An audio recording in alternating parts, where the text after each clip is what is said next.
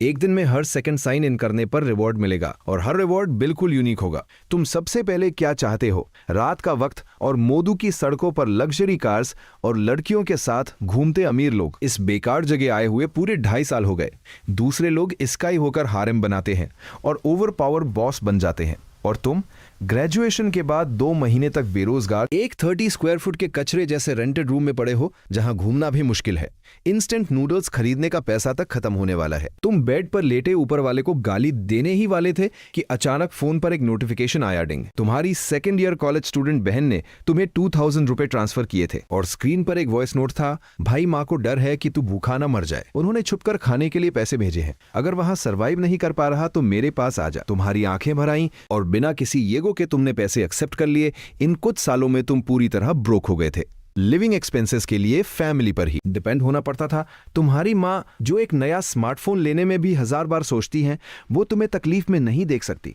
तुमने तुरंत अपनी माँ को कॉल किया, सोचा इस बार थोड़ा हीरो बनूंगा। माँ, आगे से बहन को पैसे भेजने मत देना, मैं खुद को सपोर्ट कर सकता हूँ। लेकिन फोन के दूसरी तरफ माँ पूरी तरह शॉक में थी। तू क्या बकवास कर रहा है? कॉलेज के टाइम मैं उसे सिर्फ 800 रुपए देती थी तुझे भेजने के लिए, ये 2000 रुपए मैंने उसे भेजने को नहीं कहा। बूम, तुम्हारे दिमाग में जैसे कोई बॉम्ब फट गया हो, ठंडे पसीने छूट गए। माँ ने पैसे नहीं भेजे तो बहन का अपना पॉकेट मनी कितना है? वो एक सेकेंड ईयर स्टूडेंट है, उसके पास तुम्हें भेजने के लिए इतना एक्स्ट्रा कैश कहां से आया? कहीं ऐसा तो नहीं?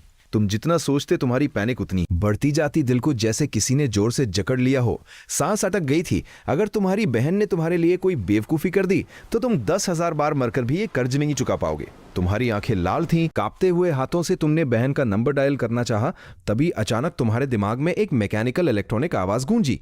डिंग। 2.5 साल का प्रोबेशन पीरियड खत्म, सिस्टम बाइंडिंग की रिक्वेस्ट कर रहा है।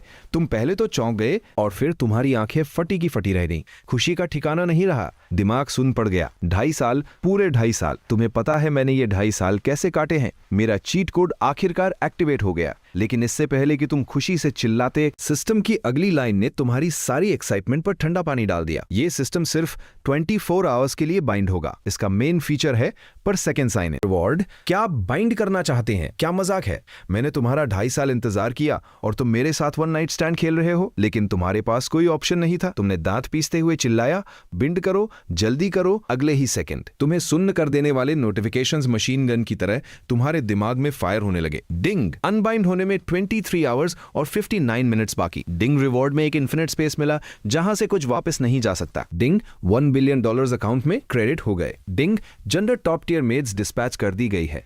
Ding. 10 ton solid gold space में ड्रॉप हो गया है। डिंग। 10 मिलियन कैश डायरेक्ट तुम्हारे बैंक कार्ड में ट्रांसफर कर दिया गया। Ding. 10 million energy crystals inventory में आ गए हैं। तुम बस वो लगातार बजने वाली डिंग डिंग डिंग सुनते रहे। पूरी तरह से सुन। अभी सिर्फ 6 सेकंड्स हुए थे। 6 सेकंड्स में तुम एक ऐसे लूजर से जो इंस्टेंट नूडल्स नहीं अफोर्ड कर सकता था, सीधा एक मल्टी मिलियनर बन गए। इस स्पीड से एक दिन में 86,400 सेकंड्स होते हैं। जब तुम सोकर उठोगे तुम सीधा पूरा प्लैनेट अर्थ खरीद सकते हो। लेकिन हर सेकंड बजने वाली ये आवाज तुम्हारे दिमाग का दही कर रही थी। तुमने तुरंत सिस्टम को म्यूट किया और बेड पर गिर पड़े। एक्साइटमेंट के मारे तुम बहन को कॉल करना भी भूल गए। अगले दिन जैसे ही आंख खुली, तुम्हारा पहला रिएक्शन अपना फोन उठाकर टेक्स्ट मैसेजेस चेक करना था। वो जीरोस की इतनी लंबी लाइन थी कि तुम्हारी आंखें चौंधिया गईं। पूरे 10 बिलियन RMB का करंट डिपॉजिट, और ये तो सिर्फ शुरुआत थी। तुमने बाहर जाना ही छोड़ दिया। पूरे दिन सिर्फ सबसे महंगा डिलीवरी फूड ऑर्डर किया और काउंटडाउन घूरते रहे। रात के 12 बजे तक सिस्टम ने आखिरकार अपनी लास्ट लाइंस बोली। 1 lakh top tier bodyguard dispatch कर दिए गए हैं। $1 बिलियन ब्लैक कार्ड में जमा हो गए हैं। Time up. सिस्टम अनबाइंड हो रहा है। होस्ट, अब तुम खुद मजे करो। सिस्टम जितनी तेजी से आया था उतनी ही तेजी से गायब हो गया। तुमने 2 बार उसे बुलाया, कोई रिस्पॉन्स नहीं। लेकिन तुम्हें रत्ती भर भी परवाह नहीं थी। तुम्हारे दिमाग में अब सिर्फ एक ही थॉट था, मैं अब पूरी तरह से इनविंसिबल हूं। तुमने अपनी एनर्जी फोकस की और सीधा उस इनफाइनाइट स्पेस में एंटर कर गए जो आधी पृथ्वी जितना बड़ा था। सामने का नजारा देखकर तुम्हारे होश उड़ गए। ये कोई नॉर्मल स्पेस नहीं था, ये तो एक प्राइवेट एम्पायर था। बाईं तरफ एक पहाड़ जितना ऊंचा कैश डॉलर्स का ढेर लगा था। रफली कैलकुलेट करे तो पूरे 9 ट्रिलियन। उसके पास ही 20 सुप्रीम ब्लैक कार्ड्स लाइन से रखे थे, जिनमें 1 बिलियन से लेकर $100 बिलियन तक का बैलेंस था। सब मिलाकर लगभग 1 ट्रिलियन। दाईं तरफ 40 मिलियन टन्स चमकता हुआ सॉलिड गोल्ड। उसकी चमक से आंखें तक नहीं खुल रही थी। अगर तुम दुनिया के सारे बैंक्स भी लूट लो तो भी इतना सोना नहीं मिलेगा। और सबसे क्रेजी बात तो ये थी कि सामने के विशाल मैदान में एक एंडलेस आदमियों की फौज खड़ी थी। पूरे 1.5 million absolute loyal subordinates, 90 million fully armed muscle bodyguards, 4 million बेहद खूबसूरत टॉप टियर मेड्स और बाकी सब world class Assassin's, hack, rupees miracle doctors और साइंटिस्ट थे। इस क्रेजी लाइनअप के साथ तुम अब दुनिया के रिचेस्ट मैन को भी सरेआम गाली दे सकते हो और उसे घुटनों पर बैठकर माफी मांगनी पड़ेगी। तुमने स्मर किया और अपनी मुट्ठी भींच ली।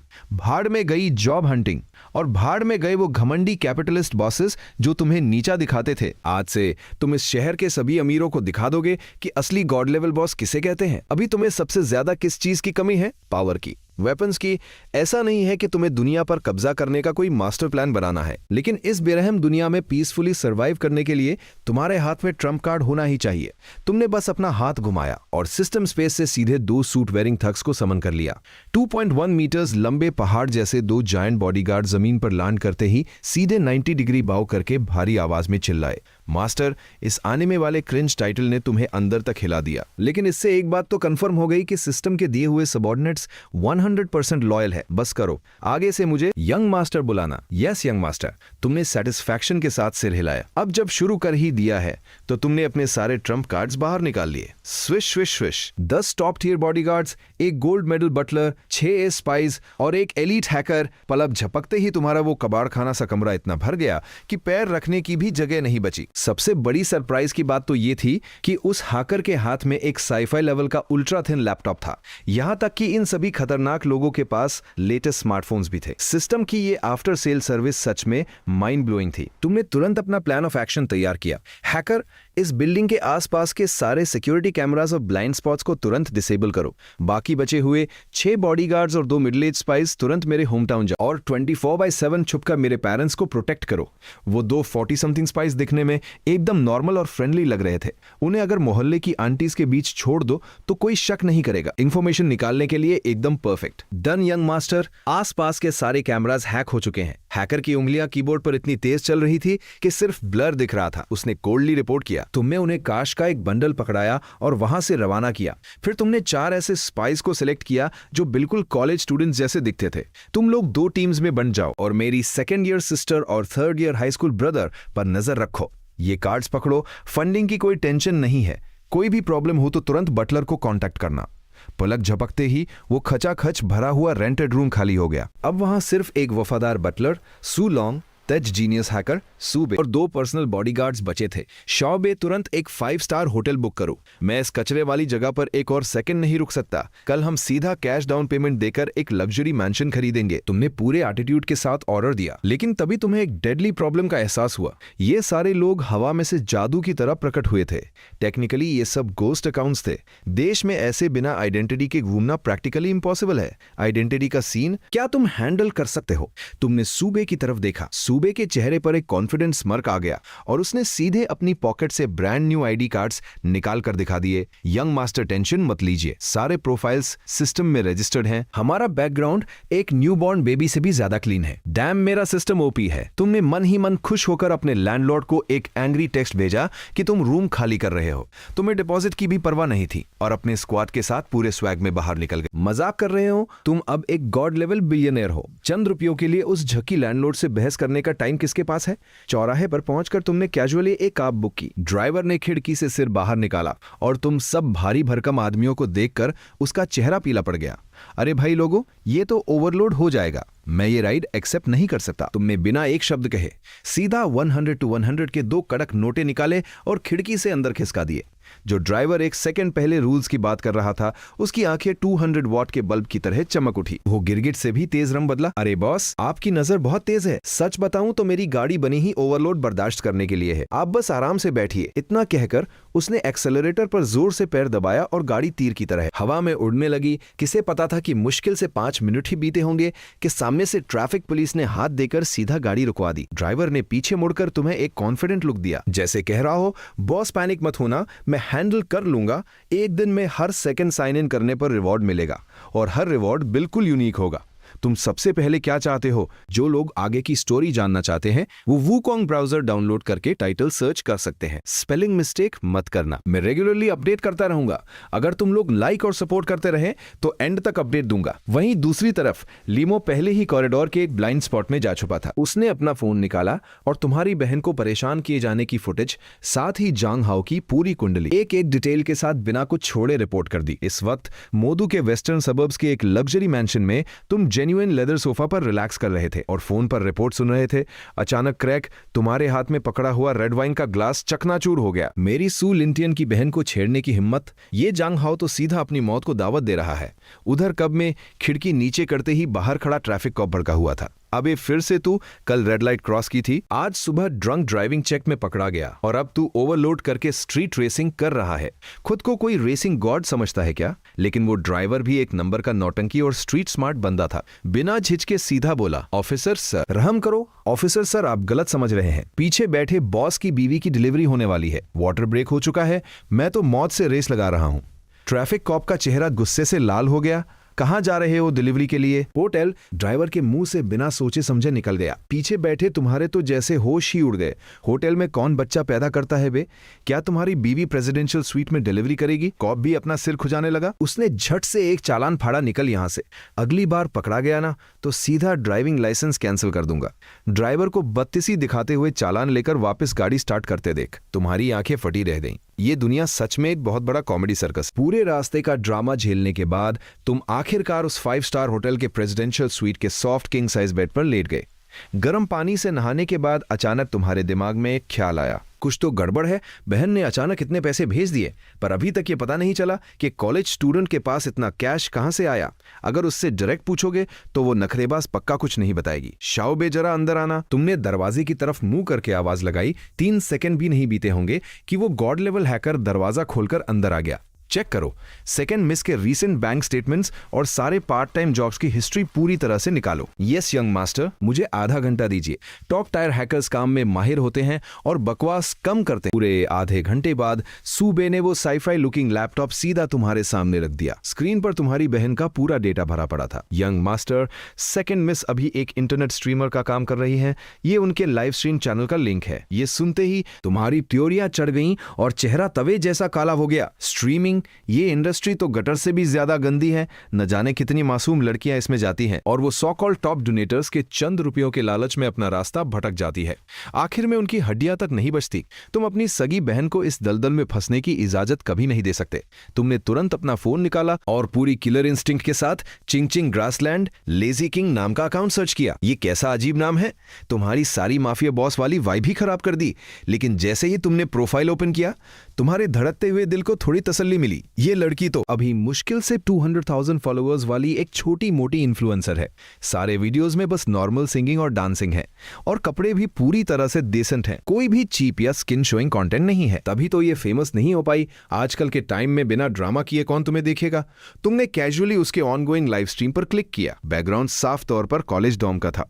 स्क्रीन पर तुम्हारी वो बेवकूफ बहन एक फनी लेजी शीप वाला मेकअप किए हुए थी और बड़ी मासूमियत से लाइव चैट के साथ इंटरैक्ट कर रही थी। सच में बहुत भोली लग रही थी। तुम होटल के प्रेसिडेंशियल स्वीट के लेदर सोफा पर बैठे थे। फोन स्क्रीन को देखकर एक ईवल स्मर्क दिया और तुरंत अपनी आईडी बदलकर यांग विलेज चीफ रख ली। पहले की बात होती तो तुम एक पक्के फ्री लोडर थे जो सिर्फ स्ट्रीम देखता था पर कभी गिफ्ट नहीं भेजता था। यही सोचते थे ना कि उन पैसों से स्पाइसी मालातंग खाना ज्यादा बेहतर है। लेकिन आज तुम कुछ अलग प्लान कर रहे हो। तुम एक लेवल 1 अकाउंट के साथ चुपचाप लाइव स्ट्रीम में घुस गए। किसी ने नोटिस भी नहीं किया। आखिरकार स्ट्रीम में सिर्फ कुछ दर्जन लोग ही तो थे, उन बड़े इन्फ्लुएंसर्स के मुकाबले जिनके लाखों व्यूअर्स होते हैं। ये सेटअप सच में बहुत डिप्रेसिंग था। तभी अचानक बैकग्राउंड में एक ड्रामेटिक हार्ट बीट वाला म्यूजिक बजने लगा। तुमने स्क्रीन पर सूलिंग शे को देखा। उसकी आंखें लाल थी, आवाज कांप रही थी। वो दिल टूटने वाली एक्टिंग इतनी रियल थी कि स्क्रीन के पार से भी तुम्हें फील हो रही थी। लेकिन अगले ही सेकंड उसने झटके से सिर उठाया। उसके चेहरे पर एक डेविलिश स्mirk आ गया। वो प्यारी सी आवाज अचानक एक बैड एस टोन में बदल गई। बॉस, भाड़ में गया तेरा ब्यूटी फिल्टर। मैं यंग विलेज का बॉस हूँ। विलेज चीफ भी मुझे देखकर सिगरेट ऑफर करता है। ग्रे वुल्फ को भी मुझे ग्रास केक भेजना पड़ता है। ओए बेवकूफ भेड़, मेरे सामने ये बकवास करना बंद कर। ये अचानक हुआ कैरेक्टर स्विच देखकर तुम सुन रह गए। वाह रे, मेरी सगी बहन के पास ऐसी स्प्लिट पर्सनालिटी वाली एक्टिंग स्किल्स भी है। लाइव चैट तुरंत फट पड़ा। सब लेजी किंग ओपी स्पैम करने लगे। जब एटमॉस्फेयर एकदम हाइप पर था तभी ब्रदर मेंग नाम का एक वाईपी एंटर हुआ। इसका अकाउंट लेवल ऑलरेडी 37 था। साफ पता चल रहा था कि पैसों की कोई कमी नहीं है। आते ही उसने एकदम कॉकी एटीट्यूड दिखाया और एक फ्लर्टेशियस कमेंट ड्रॉप किया। लान कल मैंने जो ऑफर दिया था उस बारे में क्या सोचा? ये देखकर तुम्हारा चेहरा गुस्से से लाल हो गया। इन टॉप डोनेटर्स के दिमाग में क्या कचरा भरा होता है ये तुम आंख बंद करके भी बता सकते हो। बस चंद रुपयों का रौब झाड़कर ऑफलाइन मीटअप्स के लिए फोर्स करते हैं और अपने वो घटिया हिडन रूल्स खेलते हैं। शुक्र है कि सू लिंगशुए इतनी बोल्ड थी, उसने बिना सोचे मुंह पर जवाब दे दिया। सॉरी ब्रदर मेंग, इस तरह के कामों के लिए आप किसी और को ढूंढ लीजिए। ये सुनकर ब्रदर मेंग का ईगो हर्ट हो गया और वो भड़क गया। उसके हिसाब से ऐसी स्ट्रगलिंग स्ट्रीमर पर बस 10-20 हजार उड़ा दो तो वो पागल हो जाएगी। उसने एक कोल्ड स्नॉट दिया और ओपन चैलेंज दे डाला, इस लाइव स्ट्रीम का टॉप रैंक 1 में ही रहूंगा। कोई भी इसे छीनने की कोशिश मत करना। और फिर उस बेवकूफ ने सीधा 3000 का एक कार्निवल गिफ्ट मार दिया। स्क्रीन पर फ्लैशी इफेक्ट्स उड़ने लगे। कुछ छोटे डोनेटर्स ने उसे चैलेंज करने की कोशिश की, लेकिन ब्रदर मेंग ने उन पर पैसों की बारिश कर दी। 5 कार्निवल्स, 10 कार्निवल्स, कुछ ही मिनट्स में 10,000 से ज्यादा रुपए पानी की तरह बहा दिए गए। जो कंपेटिटर्स अभी तक उछल रहे थे वो डर के मारे तुरंत स्ट्रीम से भाग गए। चैट बॉक्स पूरी तरह से ब्रदर मेंग ओपी वाले चमचों से भर गया। ब्रदर मेंग अब पूरी तरह हवा में उड़ रहा था। उसने स्ट्रीम में ओपन मॉकरी शुरू कर दी। बड़ी बड़ी बातें करना आसान है, अगर पावर नहीं है तो शो ऑफ मत करो वरना मुंह की खानी पड़ेगी। तभी जो अब तक चुपचाप लर्क कर रहा था उसने बड़े आराम से एक लाइन टाइप की, लेजी किंग क्या तुम विलेज चीफ के लिए गाना गाओगी? मैं लेजी शीप का गाना सुनना चाहता हूँ। तुम एक लेवल 1 अकाउंट से ऐसी डिमांड कर रहे थे। पल भर में तुम सबके टारगेट बन गए। इससे पहले कि सू लिंगजुए कुछ बोल पाती, ब्रदर मेंग सबसे पहले कूद पड़ा। ये लोजर कहां से आ गया? लेवल 1 का अकाउंट होकर डिमांड्स कर रहा है। स्ट्रीम के रूल्स पता भी है या नहीं? पैसे नहीं है तो मुंह बंद रख और चुपचाप कोने में जाकर बैठ। बाकी सब भी मजे लेने लगे। विलेज चीफ चुप कर जा, एक ग्लो स्टिक तक गिफ्ट नहीं की और स्ट्रीमर से गाना गवाएगा। सपने देखना बंद कर। इन सारे ट्रॉल कमेंट्स को देखकर तुम्हें जरा भी फर्क नहीं पड़ा, बल्कि हंसी आ रही थी। तुमने आराम से रिचार्ज इंटरफेस ओपन किया और तुम्हारी उंगलियां स्क्रीन पर तेजी से चलने लगी। अगर तुम्हें मनी थ्रोइंग गेम खेलना ही है तो आज मैं तुम्हें दिखाता हूं कि असली डिमेंशनल स्ट्राइक किसे कहते हैं। तुमने एक कोल्ड स्मर्क दिया और मन में सोचा, ब्रदर मेंग है ना, रैंक 1 की पोजीशन तुम्हें चाहिए तो पहले अपने विलेज चीफ दादा से तो पूछ ले कि वो अलाउ करेगा या नहीं। स्क्रीन के सामने तुम अपनी सगी बहन सू लिंगजुए को लाइव स्ट्रीम में गाते हुए देख रहे थे। तुम्हारी आंखें फटी की फटी रह गईं। डैम, पहले कभी नोटिस ही नहीं किया कि इस लड़की की आवाज इतनी कमाल की है। कोई शक नहीं कि ये इस इंडस्ट्री में सर्वाइव कर पा रही है। 3 मिनट का गाना खत्म होते ही पूरी चैट बॉक्स वंस मोर चिल्ला रही थी। कुछ सेंस वाले छोटे मोटे हार्ट्स और बियर गिफ्ट्स की बारिश हो रही थी। लिंगशुए भी बहुत जेन्युइन थी। उसने किसी गिफ्ट को छोटा नहीं समझा और सबको प्यारी सी आवाज में थैंक यू ब्रदर कहा। इस बात ने उस ब्रदर मेंग नाम के गवार को और भी ट्रिगर कर दिया। वो मन ही मन पक्का गालियां दे रहा होगा। मैंने कार्निवल उड़ा दिए फिर भी मुझे ये ट्रीटमेंट नहीं मिला और ये फ्री लोडर्स ब्रदर बन रहे हैं। उस ठरकी ने सीधा चैट में अपनी भड़ास निकाली। लान स्ट्रीम बंद कर, वी चैट ऐड कर और प्राइवेट में बात कर। उस बुढ़े का ये घटिया मैसेज देखकर तुमने एक कोल्ड स्मग दिया। यंग विलेज चीफ वाली आईडी से स्विच करके तुमने धड़ाधड़ टाइप किया। जेब में सिर्फ कुछ चिल्लर हैं और नखरे आसमान छू रहे हैं। और फिर बिना पलक झपकाए तुमने सीधा स्ट्रीम के सबसे महंगे गिफ्ट बटन को प्रेस कर दिया। यंग विलेज चीफ ने भेजा कार्निवल। यंग विलेज चीफ ने सेंड किए 100 कार्निवल्स। पूरे 100 कार्निवल्स सीधा 3 लाख कैश उड़ा दिया। पता है इस स्ट्रीम में 100 लोग भी लाइव नहीं है। ये सीने किसी छोटे स्ट्रीमर के लिए तो छोड़ो, पूरे प्लेटफॉर्म पर रार है। स्क्रीन पर सू लिंगशुए इन इफेक्ट्स को देखकर पूरी तरह फ्रीज हो गई। अपनी चेयर पर जम गई। उसका मुंह इतना खुला था कि एक अंडा फिट हो जाए। नॉर्मल दिनों में एक कार्निवल का शैडो तक नहीं दिखता और आज लगता है गॉड ऑफ वेल्थ खुद आशीर्वाद दे रहे हैं।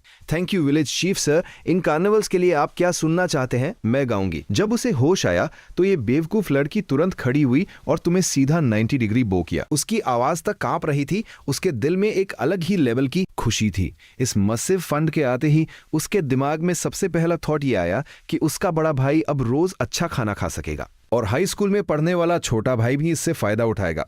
आखिर उसकी नजरों में अगर लड़के कंजूस लगेंगे तो उन्हें कोई लड़की घास तक नहीं डालेगी। कॉलेज में तुम्हें कोई लूजर ना समझे, इसलिए ये पागल लड़की खुद सूखी रोटी खाती थी ताकि अपने लिविंग एक्सपेंसेस बचाकर तुम्हें पैसे भेज सके। यकीनन स्क्रीन के इस तरफ बैठे तुम्हें कभी आइडिया ही नहीं था कि उसने अकेले कितना कुछ सहा है। स्क्रीन पर इन एंडलेस कार्निवल्स को देखकर तुम उसके लिए थोड़ा टेंशन में थे। डर था कि इस प्लेटफॉर्म का वाटर लेवल बहुत डीप है, कहीं ये लड़की कंट्रोल ना खो बैठे। अगर तुम्हें लगा कि उसने पैसों के लिए अपनी लिमिट क्रॉस की है तो तुम ये सारा रिवॉर्ड मनी वापस ले लोगे। इसी बीच लाइव चैट में पब्लिक पूरी तरह पागल हो चुकी थी। डैम, एक असली वाइल्ड गॉड लेवल बॉस मिल गया। विलेज चीफ ने तो लगता है पूरा यंग विलेज बेच दिया है इन गिफ्ट्स को स्पैम करने के लिए। एक गाने के 3 लाख। अगर मैं अभी स्ट्रीम स्टार्ट करूं तो क्या लेट हो जाएगा? मुझे एक कार्निवल दे दो, मैं सुबह तक गाता रहूंगा। तुमने उस डरपोक ब्रदर मेंग की तरफ एक नजर भी नहीं देखी जो डर के मारे अपनी पूंछ दबाकर वहां से कब का भाग चुका था।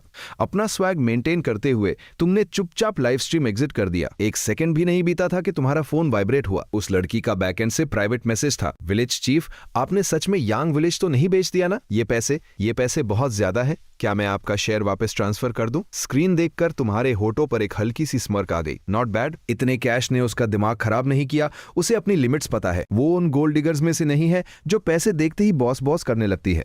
वो कोई ब्रेनलेस लड़की नहीं है। तुमने जानबूझकर उसे टीज करने के लिए मैसेज किया। रिफंड की जरूरत नहीं है। तुम्हारे वीडियोस में तुम्हारे कपड़े बहुत सस्ते लगते हैं, धोते धोते उनका रंग तक उड़ गया है। क्या तुम्हारी फैमिली बहुत गरीब है? वो एक तरफ स्ट्रीम कर रही थी और दूसरी तरफ चुपचाप सर झुकाकर तुम्हें रिप्लाई टाइप कर रही थी। ठीक ही है, कपड़े बस पहनने लायक होने चाहिए, पर मेरे भाई को पैसे चाहिए होते हैं ना। एक लड़के की पॉकेट खाली हो तो कैसे चलेगा? ये मैसेज पढ़ते ही तुम्हारा डिफेंस पूरी तरह टूट गया। तुम्हारी नाक में एक अजीब सी जलन महसूस हुई। ये पागल बहन, इसे देखकर इतना दर्द होता है कि मन करता है खुद को 2 थप्पड़ मार लूं। तुमने अपने इमोशंस को जबरदस्ती कंट्रोल किया और टाइप किया, क्या तुम सच में एक बड़ी इंटरनेट सेलिब्रिटी बनना चाहती हो? उसका रिप्लाई आया, नहीं, मुझे बस गाना पसंद है और जब तक मैं खुश हूं वही काफी है। ठीक है, मैं समझ गया। ये आखिरी लाइन टाइप करने के बाद और बेड पर गिरकर गहरी नींद सो गए। अगली सुबह जब तुम उस टॉप टियर होटल के प्रेसिडेंशियल स्वीट में उठे तो स्टाफ तुम्हारा लग्जरी ब्रेकफास्ट पहले ही लगा चुका था। डैम, ये महंगी चीजें सच में एक अलग ही लेवल की फीलिंग देती है। तुमने एक लंबा स्ट्रेच किया और दरवाजे की तरफ चिल्लाए, ड्रैगन बटलर को यहां बुलाओ। जब तुम फ्रेश होकर बाहर आए तो ड्रैगन बटलर एक सोल्जर की तरह सीधा अलर्ट खड़ा था। तुमने उसकी तरफ देखे बिना ही कैजुअली एक ब्लैक कार्ड उसकी तरफ उछाल दिया। कुछ लोगों को साथ लो और जाकर 2 लग्जरी कार्स उठा लाओ। काम होने के बाद मुझे यही होटल में मिलना। उसी वक्त शेनचम यूनिवर्सिटी के एक क्लासरूम में काउंसलर ने अभी 2 ट्रांसफर स्टूडेंट्स को इंट्रोड्यूस किया था, एक लड़का और एक लड़की, चेन जीरो और लीमो। ये दोनों एक्चुअली तुम्हारे सीक्रेट एजेंट्स थे जिन्हें तुमने अपनी बहन की सेफ्टी के लिए अंडरकवर भेजा था। नीचे बैठे स्टूडेंट्स अपने फोन में लगे थे और सू लिंगशुए अपना सर झुकाकर चुपचाप नोट्स बना रही थी, लेकिन हमेशा कोई न कोई अनोइंग मक्खी उसके पास भिनभिनाने आ ही जाती थी। लिंगर दोपहर को उस नए रेस्टोरेंट में ग्रांड लंच करने चले। जांगहाओ, मैं तुम्हें आखिरी बार वार्निंग दे रही हूं, मुझे लिंगर मत बुलाओ और मेरी क्लास डिस्टर्ब मत करो। सू लिंगशुए ने पलटकर उसकी तरफ ठीक से देखा तक नहीं। पास बैठे कुछ लड़के चुपचाप गॉसिप कर रहे थे। ये जांगहाओ नाम का स्कम्बाग अपने बाप के पैसे के घमंड में उड़ता है, एक घटिया सी पॉर्श 911 चलाता है और फर्स्ट ईयर से ही सू लिंगशुए के पीछे हाथ धोकर पड़ा है। सुना है इस प्लेबॉय ने 1 साल में दर्जनों गर्लफ्रेंड्स बदली है। इसकी बेशर्मी की कोई हद नहीं। इसका अल्टीमेट लाइफ गोल बस इतना है कि ये कैंपस की टॉप 10 ब्यूटीज को एक एक करके अपना शिकार बनाए।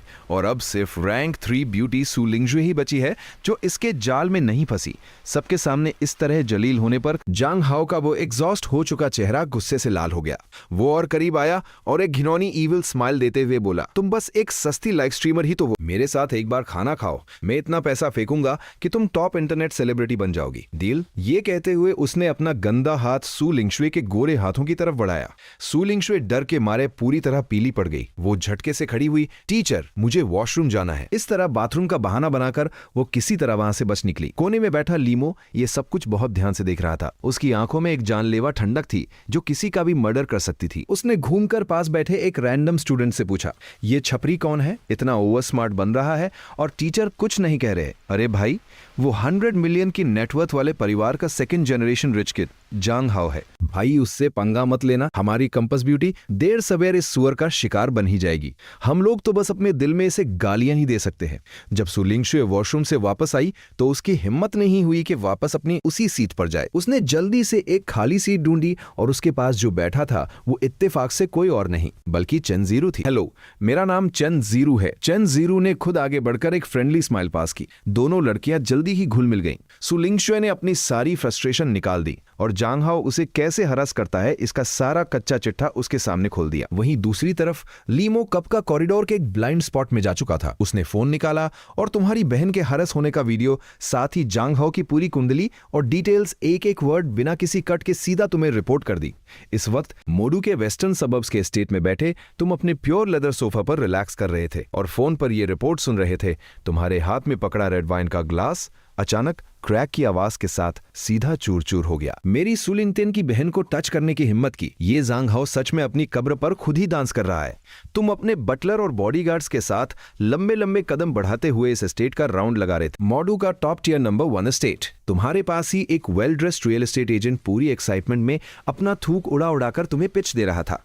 यंग मास्टर, ये एस्टेट पूरे 6000 स्क्वायर मीटर्स का है। इंडोर और आउटडोर डबल स्विमिंग पूल्स है, प्राइवेट सिनेमा है और 3 मसीव डाइनिंग हॉल्स है। यहाँ आराम से 20 लग्जरी कार्स पार्क हो सकती है। इसकी प्राइस 1.138 बिलियन है, पर अगर आप फुल कैश पेमेंट करते हैं तो मैं बाकी का अमाउंट हटा दूंगा। सिर्फ 1.1 बिलियन में सीधा आपका। तुमने अपनी आंख तक नहीं झपकाई, बस कैजुअली एक नजर घुमाई और सोचा कि काम चल जाएगा। बटलर, इसे खरीद लो, जल्दी पेपर वर्क पूरा करो। तुमने बस कैजुअली ये लाइन फेंकी, टर्न लिया और बाहर खड़ी वीआईपी नंबर प्लेट वाली उस रोल्स रॉयस में जाकर बैठ गए। तुम्हारा दिमाग इस वक्त पूरी तरह अपनी बहन के माटर में उलझा हुआ था। किसके पास टाइम था इस एजेंट की बकवास सुनने का? वो रियल एस्टेट एजेंट तो वहीं पर फ्रीज हो गया।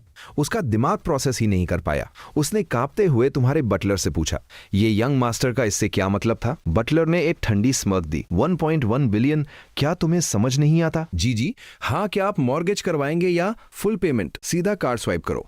फुल पेमेंट सुनते ही उस एजेंट ने एक लंबी सांस खींची। उसकी आंखें हैरत से फट गईं। वो इतना एक्साइटेड था कि बस घुटनों पर नहीं गिरा। और इस दौरान तुम पहले ही अपनी रोल्स रॉयस की लेदर सीट पर टेक लगाए बैठे थे और अपने आदमी की फ्रेश रिपोर्ट सुन रहे थे।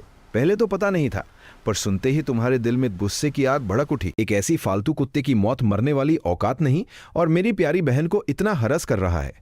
तुम्हारी नजरों में एक जमाने वाली ठंडक आ गई और आवाज में मौत का डर था। जाओ, उसके बारे में सब कुछ पता करो। कुछ ही दिनों में मेरी बहन का बर्थडे है। जाकर एक टॉप लेवल सुपरकार सेलेक्ट करो उसके गिफ्ट के लिए। और हाँ, कुछ लड़कों को भेजो उस जांग नाम के कीड़े की हड्डियां ढीली करने के लिए। अगर उसने मेरी लिंगर के पास आने की दोबारा हिम्मत भी की ना, तो मैं उसकी पूरी फैमिली को सेकंड जनरेशन रिच से सेकंड जनरेशन भिखारी बना दूंगा। साथ ही कल की फ्लाइट बुक कर लो, हम ओवरसीज फैक्ट्री चलेंगे। अब थोड़ा इंटरनेशनल एसेट्स कैप्चर करने का टाइम आ गया है। रात होते ही शेनचंग यूनिवर्सिटी के बाहर की फूड स्ट्रीट पूरी तरह भरी हुई थी। वो बेवकूफ जांग हाओ एक फूड स्टॉल पर बैठा था। उसने पूरे एटीट्यूड के साथ अपनी पोर्शे 911 की चाबी टेबल पर फेंक दी और अपने चमचों के सामने पूरी हवाबाजी कर रहा था कि वो कितना बड़ा और पावरफुल इंसान है। उसकी पूंछ आसमान छू रही थी। तभी अचानक बैंग, बिना किसी वार्निंग के पहाड़ जैसे 2 मुस्कुलर जायंट्स उसके आजू बाजू आकर खड़े हो गए। उनसे निकलने वाली उस कातिलाना किलिंग ऑरा ने पास बैठे उन चमचों की हवा ऐसी टाइट की कि किसी के मुंह से एक शब्द नहीं निकला। जांग हाओ का ईगो अभी भी आसमान पर था। उसने अकड़कर अपना सर टेढ़ा किया और भड़का, रूल्स नहीं पता क्या? दिख नहीं रहा यहाँ कोई बैठा है? एक बॉडीगार्ड ने उसकी तरफ ऐसे देखा जैसे किसी लाश को देख रहा हो। उसने उसके कान के पास झुककर बिल्कुल ठंडी आवाज में कहा, तू ही जांग हाओ है ना?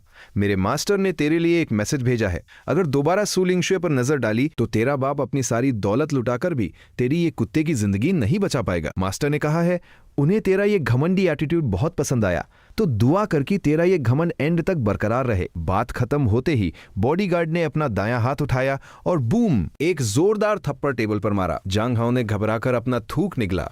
ठंडा पसीना उसकी पीठ को भिगा चुका था। उसने अपनी आंखों से देखा कि वो पूरी 2 सेंटीमीटर मोटी टेम्पर्ड ग्लास टेबल क्रैक की आवाज के साथ सीधा स्पाइडर वेब की तरह पूरी तरह से क्रैक हो चुकी थी। अगर ये थप्पड़ उसके दिमाग पर पड़ता तो उसका भेजा तक बाहर आ जाता। बॉडीगार्ड्स के वहां से निकलते ही जांग हाओ के पैर डर के मारे पूरी तरह अपने अपने माथे का पसीना पोंछ रहा था, लेकिन उसकी आंखों में एक घटिया सी चमक थी। ये बंदा उनमें से था जो मौत देखे बिना सुधरते नहीं है। वो अपने दिमाग में अभी भी डर्टी प्लान बना रहा था। अगर फोर्स से काम नहीं आई तो मैं इसमें ड्रग मिला दूंगा। एक बार मैं उसके साथ क्रॉस लाइन कर दूं तो क्या वो सच में मुझे मार देगा? बगल में बैठा उसका चमचा कांपती हुई आवाज में बोला, हाउ हाउ ब्रो। वो कौन थे? वो लोग तो सच में बहुत खतरनाक लग रहे थे। जांग हाओ अपनी औकात छिपाने के लिए झूठी हवाबाजी कर रहा था।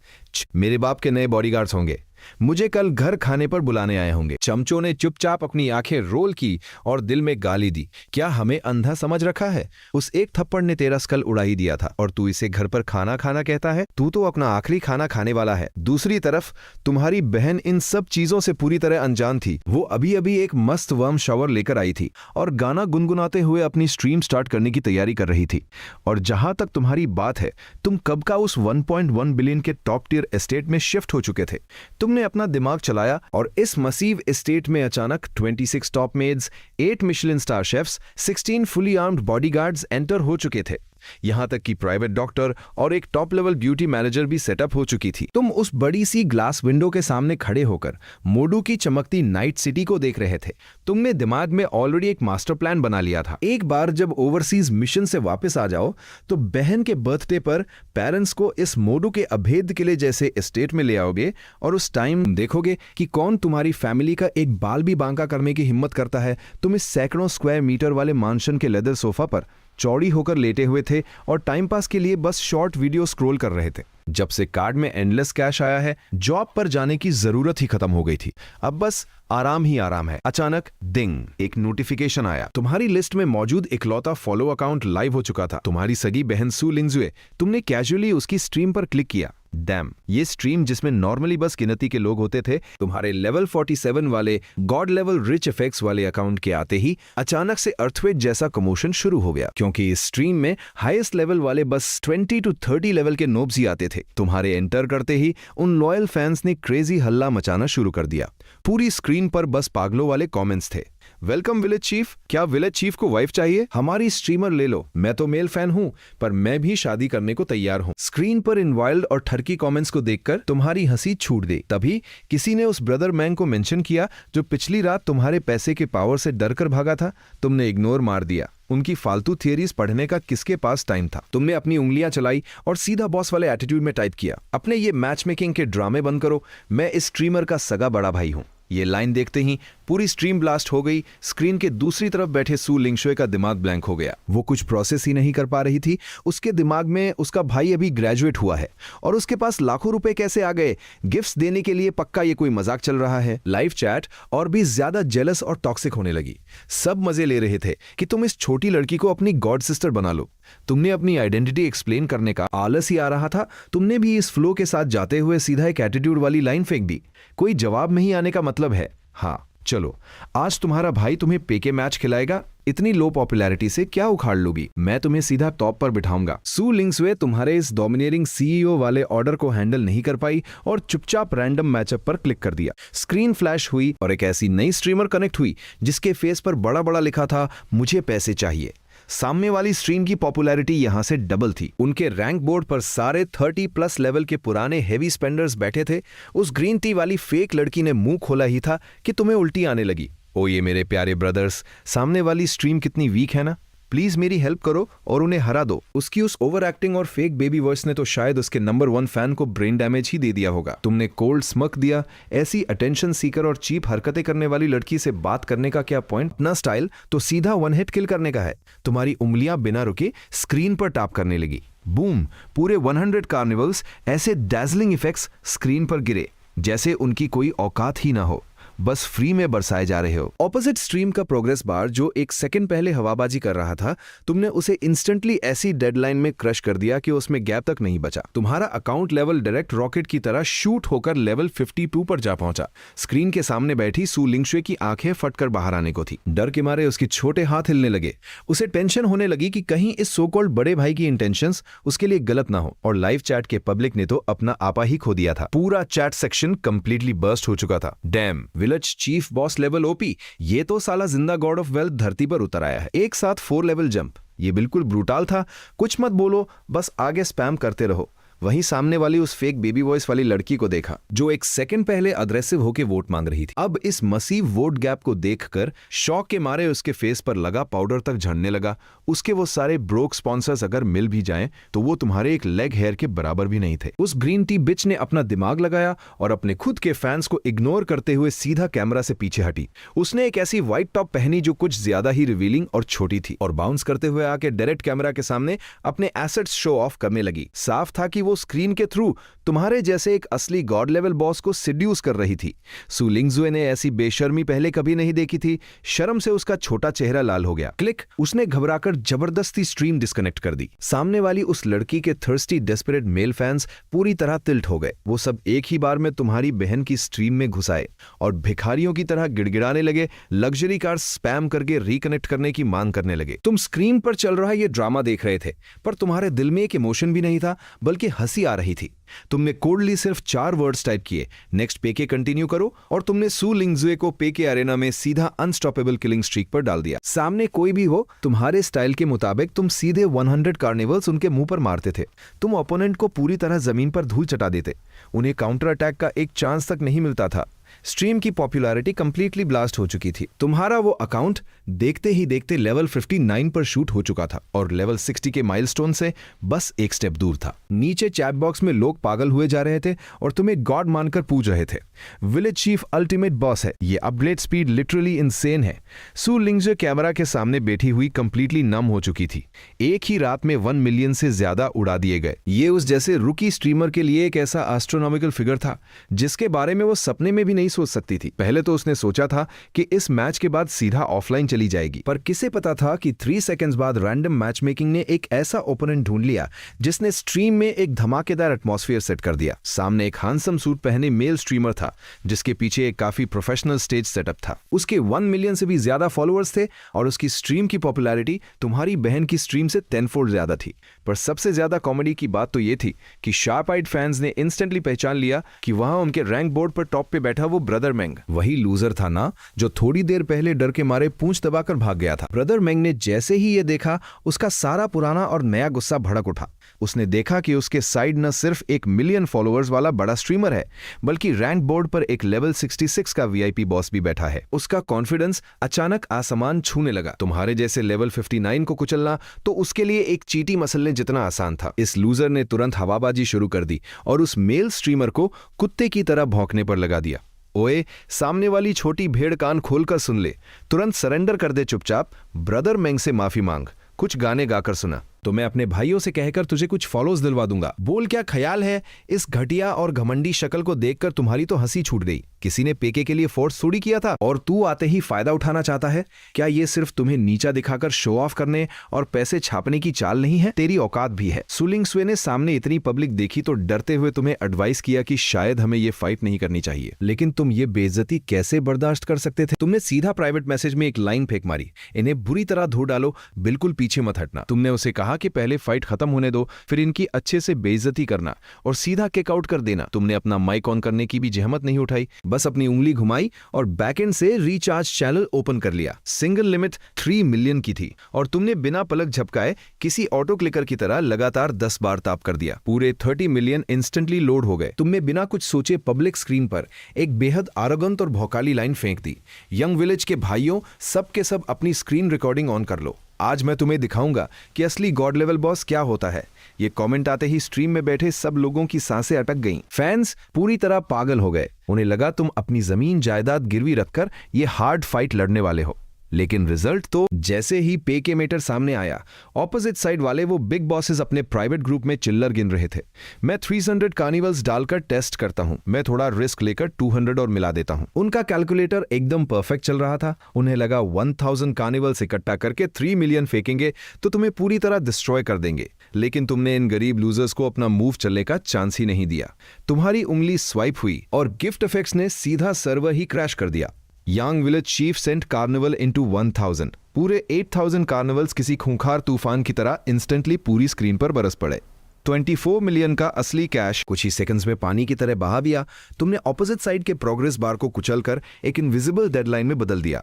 वहां शमशान जैसा सन्नाटा छा गया। वो मेल स्ट्रीमर जो एक सेकंड पहले अपना थूक उड़ाते हुए वोट्स मांग रहा था, उसकी फेक स्माइल चेहरे पर ही जम गई। वो डर के मारे किसी मरी हुई लाश की तरह अपनी चेयर पर पसर गया। ऑपोजिट साइड वाले रैंक 1 बॉस की उंगली तो स्क्रीन पर हवा में ही लटक गई। माथे से ठंडे पसीने टपकने लगे। ब्रदर मेंग तो डर के मारे अपना थूक निगल रहा था। अंदर ही अंदर रिग्रेट से उसकी हालत खराब थी। क्या उन्होंने किसी चट्टान से पंगा ले लिया? नहीं, उन्होंने सीधा एक न्यूक्लियर बॉम्ब पर लात मार दी थी। 20 मिलियन को गोभी टमाटर की तरह बाहर फेंक रहा है। ये इंसान आखिर किस लेवल का मॉन्स्टर है? ऑपोजिट साइड के वो 1 मिलियन से ज्यादा फैंस मौके पर ही टूट गए। सबने एक साथ सरेंडर कर दिया और घुटनों पर आ गए। वो पागलों की तरह सू लिंगजुए की स्ट्रीम में घुसकर चिल्लाने लगे, डैडी विलेज चीफ ओपी। मुझे तो पहले से ही वो स्ट्रीम पसंद नहीं थी।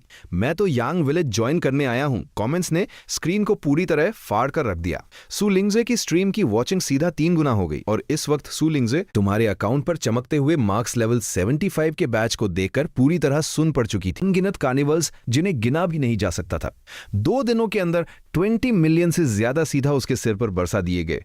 उसने सपने में भी इतने जीरोस देखने की हिम्मत नहीं की थी, लेकिन उसके दिल में खुशी नहीं थी, बल्कि वो पूरी तरह पैनिक कर रही थी। आखिर इस दुनिया में फ्री में कुछ भी नहीं मिलता। ये ऑप बॉस आखिर उससे चाहता क्या है? तुम अपने अकाउंट में उस लंबी सी नंबर्स की सीरीज को देखकर इरिटेट हो रहे थे। तुमने अपना दिमाग नहीं लगाया और सीधा अपना सारा कमीशन उस छोटी स्ट्रीमर की तरफ फेंक दिया। देखो तुमने उस बेचारी छोटी स्ट्रीमर को कितना डरा दिया। उसके हाथों में पसीना आ गया था और वो कांपती हुई एकदम क्लूलेस खड़ी थी। आखिर तुमने बस हाथ घुमाकर टेंस ऑफ मिलियंस की टिपिंग कर दी थी। ऐसा सीने किसने देखा था भाई? स्ट्रीम में बैठे व्यूअर्स तो पूरी तरह से ब्लास्ट हो चुके थे। कोई कमेंट कर रहा था, विलेज चीफ ये कैसा रिवॉर्ड है? क्या आप चाहते हो वो आपके बच्चे की मां बने? कुछ लोग ट्रोल कर रहे थे, समझ गए ये क्रॉस स्पीशीज सुपर पावर पूरी तरह समझ में आ गई। तुमने इन फालतू कमेंट्स को पूरी तरह इग्नोर मारा और सीधा स्ट्रीम से एग्जिट कर लिया। ऑफलाइन जाते ही तुम्हारा बैकएंड इनबॉक्स पूरी तरह फट पड़ा। 99 प्लस मैसेजेस पर क्लिक किया तो देखा वो सब अलग अलग इन्फ्लुएंसर्स की भेजी हुई एक्सपोजिंग फोटोज थी। उनका लेवल इतना गंदा था कि तुम्हारा दिमाग खराब हो गया। तुमने तुरंत उन सारी डेस्परेट लड़कियों को ब्लॉक लिस्ट में डाल दिया। तभी उस सू लिंगशुए नाम की छोटी स्ट्रीमर का एक प्राइवेट मैसेज आया। उसकी आवाज रोने जैसी हो रही थी। विलेज चीफ प्लीज मुझे अपना अकाउंट नंबर दे दो। इतना सारा पैसा रखकर मैं सच में एक पल भी सो नहीं पाऊंगी। तुम हंसे और रिप्लाई किया, बस कर, ज्यादा सोच मत। इन चिल्लर पैसों को मैं भाव भी नहीं देता। अगले सैटरडे तेरा बर्थडे है ना, इसे अपनी पॉकेट मनी समझ कर रख ले। अगर फिर भी तुझे टेंशन हो रही है तो उस दिन सीधा मोडू के वेस्ट सबर्ब्स वाले नंबर 1 एस्टेट में आके मुझसे मिल लेना। मैंने तेरे लिए एक सरप्राइज प्लान किया है। तुमने तो ये बात बड़ी कैजुअली बोल दी, लेकिन सामने उस लड़की की धड़कनें रुकने वाली थी। वेस्ट सबर्ब्स नंबर 1 वो तो टॉप लेवल का लग्जरी एस्टेट एरिया है। हालांकि उसके दिल में डाउट था, उसे डर लग रहा था कि तुम कोई बुरे इरादे वाले बिग बैड वुल्फ हो सकते हो। फिर भी उसने दांत पीसे अपनी बेस्ट फ्रेंड को साथ लिया और लाइव स्ट्रीम ऑन करके तुमसे मिलने का प्लान बनाया। उसे लगा कि कैमरा ऑन रहेगा तो तुम कोई चालाकी नहीं कर पाओगे। लेकिन तुम्हें इन फालतू के रोमांटिक ड्रामों में इंटरेस्ट कहां था? अगली सुबह सुबह तुम सीधा ओशन पार करके न्यूयॉर्क पहुंच गए।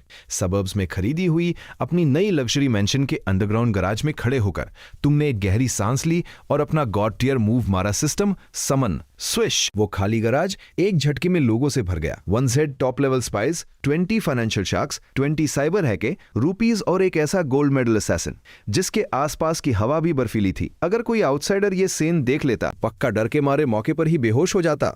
तुमने $10 बिलियन वाला एक कार्ड इंटेलिजेंस लीडर सूबे की तरफ फेंका। ये पैसे पकड़, मुझे चाहिए कि अगले 6 महीने के अंदर तू पूरी दुनिया के सारे सीक्रेट्स मेरे लिए खोद कर निकाल लाए। मैं चाहता हूं कि इस दुनिया में ऐसी कोई चीज न बचे जो मेरी नजरों से छिप सके। इसके बाद तुमने उस जाओ रुइलोंग नाम के फाइनेंशियल जीनियस की तरफ देखा और सीधा 4 कार्ड्स उसकी तरफ उछाल दिए। पूरे $400 बिलियन तुमने उसके शोल्डर पर थपथपाया और तुम्हारी आवाज इतनी नॉर्मल थी जैसे रात के डिनर के बारे में बात कर रहे हो। जाकर मेरे लिए एक ग्लोबल कॉर्पोरेशन खड़ा कर। एविएशन हो, ओशन कंट्रोल हो या माइनिंग, कोई भी हार्डकोर इंडस्ट्री दिखे, उसे तुरंत अपने कंट्रोल में ले ले। पैसे कमाना मेरा टारगेट नहीं है। मुझे एब्सोल्यूट कंट्रोल चाहिए, अंडरस्टैंड? जाओ रुइलोंग की आंखें फटी की फटी रह गईं। उसमें अपनी जिंदगी में ऐसा बॉस नहीं देखा था जो इस तरह पैसों की बारिश करता हो। आखिर में तुमने उस रॉबर्ट नाम के फॉरेन असैसिन की तरफ देखा। तुम्हारी आंखों में बर्फ जैसी ठंडक थी। इस कार्ड में 50 बिलियन है। आज के बाद जो भी कूड़ा मेरे रास्ते में आएगा उसे साफ करने का काम तेरा है। मैं हर दिन तुझे 300 टॉप लेवल असैसिन्स दूंगा। मैंने ऑर्गेनाइजेशन का नाम भी सोच लिया है, राक्षस। ये सब सेटअप करने के बाद तुमने एक सिगरेट जलाई और धुएं का एक कश बाहर छोड़ा। जब तुम गराज से बाहर निकले तो किसी ने सपने में भी नहीं सोचा था कि ग्लोबल पावर को हिलाकर रख देने वाले दो खतरनाक ऑर्गेनाइजेशंस, इंटेलिजेंस डार्क वेब और एसेसिन गिल्ड राक्षसा, बस तुम्हारे एक हाथ घुमाने से बन चुके थे। जहां तक पैसों की बात है तुम्हारी नजरों में इस प्लैनेट के बाहर वो रद्दी कागज से भी बदतर है। तुम्हारा अल्टीमेट गोल तो पूरा यूनिवर्स है। वैसे तुम यहां सिर्फ अपनी बहन के लिए एक नॉर्मल सी कार खरीदने आए थे, लेकिन जैसे ही तुम इस फाइनेंशियल हब के टॉप लेवल ऑटो एक्सपो में घुसे, डैम, जो $1 मिलियन लग्जरी कार सड़कों पे हवाबाजी करती है, वो यहाँ कबाड़ के भाव लग रही थी। इस जगह का बार इतना हाई था कि बिना तगड़ी नेटवर्थ के तुम अंदर पैर भी नहीं रख सकते। सीधा रूल था, गरीबों की नो एंट्री। तुम अपने बटलर और बॉडीगार्ड्स के साथ एक राउंड लगा रहे थे। सच कहूं तो ये सुपर कार्स तुम्हारे स्टैंडर्ड से मैच नहीं कर रही थी। जो इंसान रोज रोयस के प्रीमियम सोफा पर बैठता हो, वो खुद ड्राइव करने का टॉर्चर क्यों ही सहेगा। लेकिन फिर तुमने सोचा, ड्राइव करना पसंद न होना और कलेक्शन में न होना, ये दो बिल्कुल अलग बातें हैं। तुम्हारी नजर सामने खड़ी उस एकदम बैडएस कार पर टिक। वो एकदम किलर लुक वाली आस्टन मार्टिन, वो बिल्कुल तुम्हारी वाइब से मैच कर रही थी। बगल में खड़ा वो फॉरेन सेल्समैन तुम्हारा ऑरा देखकर किसी पालतू कुत्ते की तरह हाथ मलता हुआ पास आ गया। वो अभी अपनी प्रोफेशनल नॉलेज झाड़ने ही वाला था कि तुमने सीधा हाथ हिलाकर उसे रोका बकवास बंद कर। क्या इमीडिएट डिलीवरी मिलेगी? वो फॉरेनर तो सन्न रह गया। उसने सोचा ये एशियन रिच किड कुछ ज्यादा ही डायरेक्ट नहीं है। उसने जल्दी से अपना सिर हिलाया और झुककर बोला, यस सर, आपको शोरूम की जो भी गाड़ी पसंद हो। तुमने एक कोल्ड स्मग दिया। तुम्हारा अगला मूव वहां खड़े सब लोगों के होश उड़ाने वाला था। तुम अपनी उंगली से ऐसे पॉइंट कर रहे थे जैसे सड़क किनारे ढाबे पर ऑर्डर दे रहे हो। ये मार्टिन, ये बुगाटी और वो दोनों फिरारी लफेरारी, ब्लैक और रेड मुझे दोनों चाहिए। ओ रेड, उन दोनों कॉनिक 6 को भी पक कर दे। उस फॉरेनर की आंखें तो फटकर बाहर आने वाली थी। वो मुंह से ओ माय गॉड चिल्ला रहा था। वो तुम्हें ऐसे देख रहा था जैसे साक्षात गॉड ऑफ वेल्थ सामने आ गए हो। उसका बस नहीं चल रहा था कि वो मौके पर ही घुटनों पर गिर पड़े। पर तुम एकदम चिल थे। तुमने सीधा बटलर को कार्ड स्वाइप करने भेज दिया। इसके साथ ही तुम्हें एक टॉप वीआईपी ऑक्शन का इन्विटेशन भी मिल गया। पैसों से तुम्हें रत्ती भर भी फर्क नहीं पड़ रहा था। तुम तो बस इन गवार फॉरेनर्स के शौक वाले एक्सप्रेशंस एंजॉय कर रहे थे। तुमने सोचा था कि आज का दिन शांति से ऐसे ही निकल जाएगा, लेकिन किसे पता था कि जब तुम लग्जरी मॉल में शॉपिंग करने जाओगे तो एक एकदम रिडिकुलस इंसिडेंट हो जाएगा। तुमने अभी अपनी फैमिली के लिए टॉप लेवल ज्वेलरी खरीदी ही थी, पेमेंट किया और बाहर निकलने ही वाले थे कि अचानक कुछ ब्लैक गून्स गन तानते हुए अंदर घुस आए। डैम, सुना था यहां फ्री लूटिंग का ट्रेंड है और वो सच में देखने को मिल गया। तुम एक पल के लिए ब्लैंक हो गए। क्या इन गधों के दिमाग में भूसा भरा है? इतने हाई एंड लग्जरी मॉल में डकैती डालना, पक्का ये मौत के मुंह में भाग रहे हैं। सेफ्टी के लिए तुमने बॉडीगार्ड्स को इशारा किया कि अभी सीधा पंगा मत लो और छुप कर रहो। तुम्हारे दिल में गुस्से की आग धधक रही थी। ये क्या रद्दी सीने हैं? एक बार मुझे बेस पर वापस जाने दो। मैं 20 हैवी आर्म्ड गार्ड्स अपनी सिक्योरिटी में लगाऊंगा। अगर किसी ने सर उठाने की कोशिश भी की तो सीधा भून कर छिलनी कर दूंगा। 3 मिनट से भी कम टाइम में इन फॉरेन लुटेरों ने बड़े ही प्रोफेशनल तरीके से सारा माल लूट लिया। लेकिन जिस बात ने तुम्हारा दिमाग खराब किया वो ये था कि एक बेवकूफ क्रिमिनल ने जाते जाते तुम्हारे बॉडीगार्ड के हाथ में वो ज्वेलरी से भरा बाग देख लिया और अपने लालच में अंधा होकर वो वापस आया। तुम्हारे बॉडीगार्ड के सिर पे गन तानी और जबरदस्ती वो बाग छीन लिया। उन्हें वहां से पूरी चौड़ में निकलते देख तुम्हारे अंदर का गुस्सा ज्वालामुखी की तरह फट पड़ा। तुम्हारे अपने इलाके में हमेशा तुम थे जो दूसरों को लूटते थे। इन कचरा गुंडों की इतनी औकात कब से हो गई कि तुम्हारे ही सिर पर चढ़कर नाचें। विला वापस लौटते हुए तुम जितना सोच रहे थे गुस्सा उतना ही बढ़ रहा था। तुमने तुरंत अपना मूव चला और instantly 20 top tier arm bodyguards को समन कर लिया। तुमने एकदम ठंडे चेहरे के साथ सूबे को एक डेथ कमांड दी। अपने सारे अंडरग्राउंड नेटवर्क्स का यूज कर और उन लुटेरों को खोद कर निकाल। खासकर उस कीड़े को जिसने मेरा बैग छीना था। मैं उसे बताऊंगा कि उसने जितना लालच से खाया है उसे उतना ही खून के साथ बाहर उगलना पड़ेगा। इस वक्त एक अंधेरे स्लम एरिया में वो सारे रॉबर्स सोने से भरे उस बैग को देखकर अपनी लार टपका रहे थे। उन्हें लग रहा था कि उन्होंने एक बहुत बड़ा जैकपॉट मार लिया है और वो अमीर बनने के सपने देख रहे थे। उन गधों ने सपने में भी नहीं सोचा था कि उन्होंने जो लूटा है वो सोना नहीं बल्कि साक्षात मौत का फरमान है। खासकर उनका वो लीडर। जब उसने देखा कि आसपास कोई नहीं है तो उसने झटके से अपना ब्लैक मास्क उतार फेंका और उसके पीछे से एक बेहद खूंखार एशियन चेहरा सामने आया। वो प्लान बना रहा था कि इन बेवकूफों को धोखा देकर सारा माल कैसे लेकर भागा जाए। तुम्हारी चीज को छूकर कोई भाग सकता है क्या? चाहे कोई गोरा हो या काला, इस इलाके में तुम जिसकी मौत चाहोगे वो अगले दिन का सूरज नहीं देख पाएगा। किसने सोचा था कि सूबे का काम करने का स्पीड इतना खौफनाक होगा। तुमने जो इंटेलिजेंस नेटवर्क सेटअप किया था वो खून चूसने वाली जोंक की तरह इस शहर के हर कोने में फैल चुका था। सिटी के साउथ में उस ब्लैक पीच बार का ही एग्जाम्पल ले लो। डांस फ्लोर पर अजीब अजीब लोग नाच रहे थे, वहीं वो कुछ लुटेरे भारी गोल्ड चेन्स पहने पागलों की तरह कमर मटका रहे थे। अगर तुम वहां होते तो एक एक नजर में पहचान लेते कि ये वही कचरा लोग हैं जिन्होंने दिन में मॉल में तुम्हारी ज्वेलरी लूटी थी। ये दोनों ठरकी लड़कियों के साथ चिपके हुए फुल पार्टी मोड में थे कि अचानक उनकी पूरी बॉडी झटके खाने लगी, जैसे किसी ने हाई वोल्टेज का शॉक दे दिया हो। वो अपनी आंखें पलटकर सीधा जमीन पर किसी मरे हुए कुत्ते की तरह गिर पड़े। नॉर्मल पब्लिक के कपड़े पहने हुए कुछ अंडरकवर एजेंट्स बिना एक शब्द कहे उन दोनों कचरा लोगों को टांग कर बाहर घसीट ले गए। बाहर एक व्हाइट मर्सिडीज वन पहले से ही तैयार खड़ी थी। गाड़ी का दरवाजा खुला और उन्हें किसी कूड़े की तरह पीछे फेंक दिया गया। एक्सेलरेटर दबा और गाड़ी सीधा शहर के बाहर सुनसान इलाके की तरफ दौड़ पड़ी। भाई, ये वही दोनों है ना? गाड़ी चला रहे ड्राइवर ने रियर व्यू मिरर में देखते हुए पूछा। फ्रंट सीट पर बैठे लीडर ने एक ठंडी सांस ली। बिल्कुल, हमारे टॉप बॉस ने स्पेसिफिकली इन्हें ही खत्म करने का ऑर्डर दिया है। पीछे बैठा एक नया रिक्रूट घबराते हुए अपना थूक निगलकर पूछने लगा, अपने इस ऑर्गेनाइजेशन का असली बैकग्राउंड क्या है? ये सवाल सुनते ही गाड़ी के अंदर शमशान जैसी शांति छा गई। लीडर ने उसे ऐसे घूर कर देखा जैसे वो किसी लाश को देख रहा हो। तेरा मरने का मन है क्या, जो तू छुपकर बॉस के बारे में डिस्कस कर रहा है? हमारे बिग बॉस अगर एक फूंक भी मार देंगे ना तो तू और तेरी पूरी फैमिली इस दुनिया से गायब हो जाएगी। ये सब तुम्हारे डार्क वेब के सबसे लो लेवल के गुंडे थे, तुम्हारे डार्क वेब के सबसे बेसिक मोहरे। तुमने जो मेरे साथ रहने वाले राज करेंगे और खिलाफ जाने वाले मारे जाएंगे वाली एब्सोल्यूट डोमिनेंस मांगी थी, उसे पूरा करने के लिए सूबे ने पावर को एक पागलपन की हद तक, यहां सिर्फ परफॉर्मेंस बोलता था। तुम जितने ज्यादा टारगेट्स को मारोगे उतना ही दूसरों को कुचलकर ऊपर की पोस्ट पर पहुंचोगे। कुछ ही देर में उन दोनों लुटेरों को रस्सियों से बांधकर एक खंडर में फेंक दिया गया। अब आगे इन दोनों के साथ क्या खौफनाक टॉर्चर होने वाला था, ये पूछने की औकात इन लो लेवल गुंडों की नहीं थी। अगले दिन जब सूरज सिर पे आ चुका था, जैसे ही तुमने अपने कमरे का दरवाजा खोला, ड्रैगन बटलर पूरी रिस्पेक्ट के साथ बाहर तुम्हारा वेट कर रहा था। तुमने एक अंगड़ाई ली और कैजुअली पूछा, पता चला? मास्टर, आदमी पकड़ लिए गए हैं, लेकिन उन्होंने माल आपस में बांटकर बेच दिया। पर हमें इन्वेस्टिगेशन में एक बहुत ही इंटरेस्टिंग डिटेल मिली है। तुम थोड़ा कंफ्यूज हुए। एक सड़क छाप लुटेरे को पकड़ने में क्या इंटरेस्टिंग हो सकता है? ड्रैगन बटलर ने अपनी आवाज धीमी की। लुटेरों की गांग में एक बंदा ऐसा था जो स्लम एरिया में घुसते ही पूरी तरह गायब हो गया। जब हमारी टीम ने डिटेल में जांच की तो पता चला कि वो हरामजादा कोई लोकल लुटेरा नहीं है, बल्कि मेकअप से भेष बदलकर आया हुआ एक एशियन ही है। ये कमीना अब हांगकांग भागने की प्लानिंग कर रहा है। ये सुनकर तुम्हें बड़ी हंसी आई। वाह, इतनी दूर आकर अपना भेष बदलकर फ्री लूटिंग कर रहा है। ये तो सच में एक नंबर का टैलेंट है। तुमने एक कोल्ड स्मग दिया और सीधा ऑर्डर पास किया। शाओबे से कहो कि उसे तड़पा तड़पा कर मारे। हाँ, याद आया, मुझे जो सेल्फ डिफेंस का सामान चाहिए था वो मिला। इस घटिया जगह पर जहां सांस लेते वक्त भी गोली लगने का डर हो। बिना किसी सॉलिड हथियार के मैं ऐसे ही बाहर नहीं घूमने वाला। मास्टर, आपके लिए हथियार रातों रात अरेंज कर दिए गए हैं। सारा सामान बेसमेंट में रखा है, बस आपके खुद चेक करने का वेट है। ये सुनते ही तुम्हारे अंदर की एनर्जी जाग गई। तुमने नाश्ता करना भी जरूरी नहीं समझा और सीधा ड्रैगन बटलर के साथ बेसमेंट की तरफ निकल पड़े। लेकिन जैसे ही तुमने वो भारी दरवाजा खोला, तुम पूरी तरह शॉक्ड रह गए। तुमने सोचा था कि तुम्हारे आदमियों ने बस कुछ काम चलाऊ पिस्टल्स ही अरेंज की होंगी, लेकिन सच बताऊं तो तुम्हारी आंखें फटी की फटी रह गईं। ये कोई सेल्फ डिफेंस था क्या?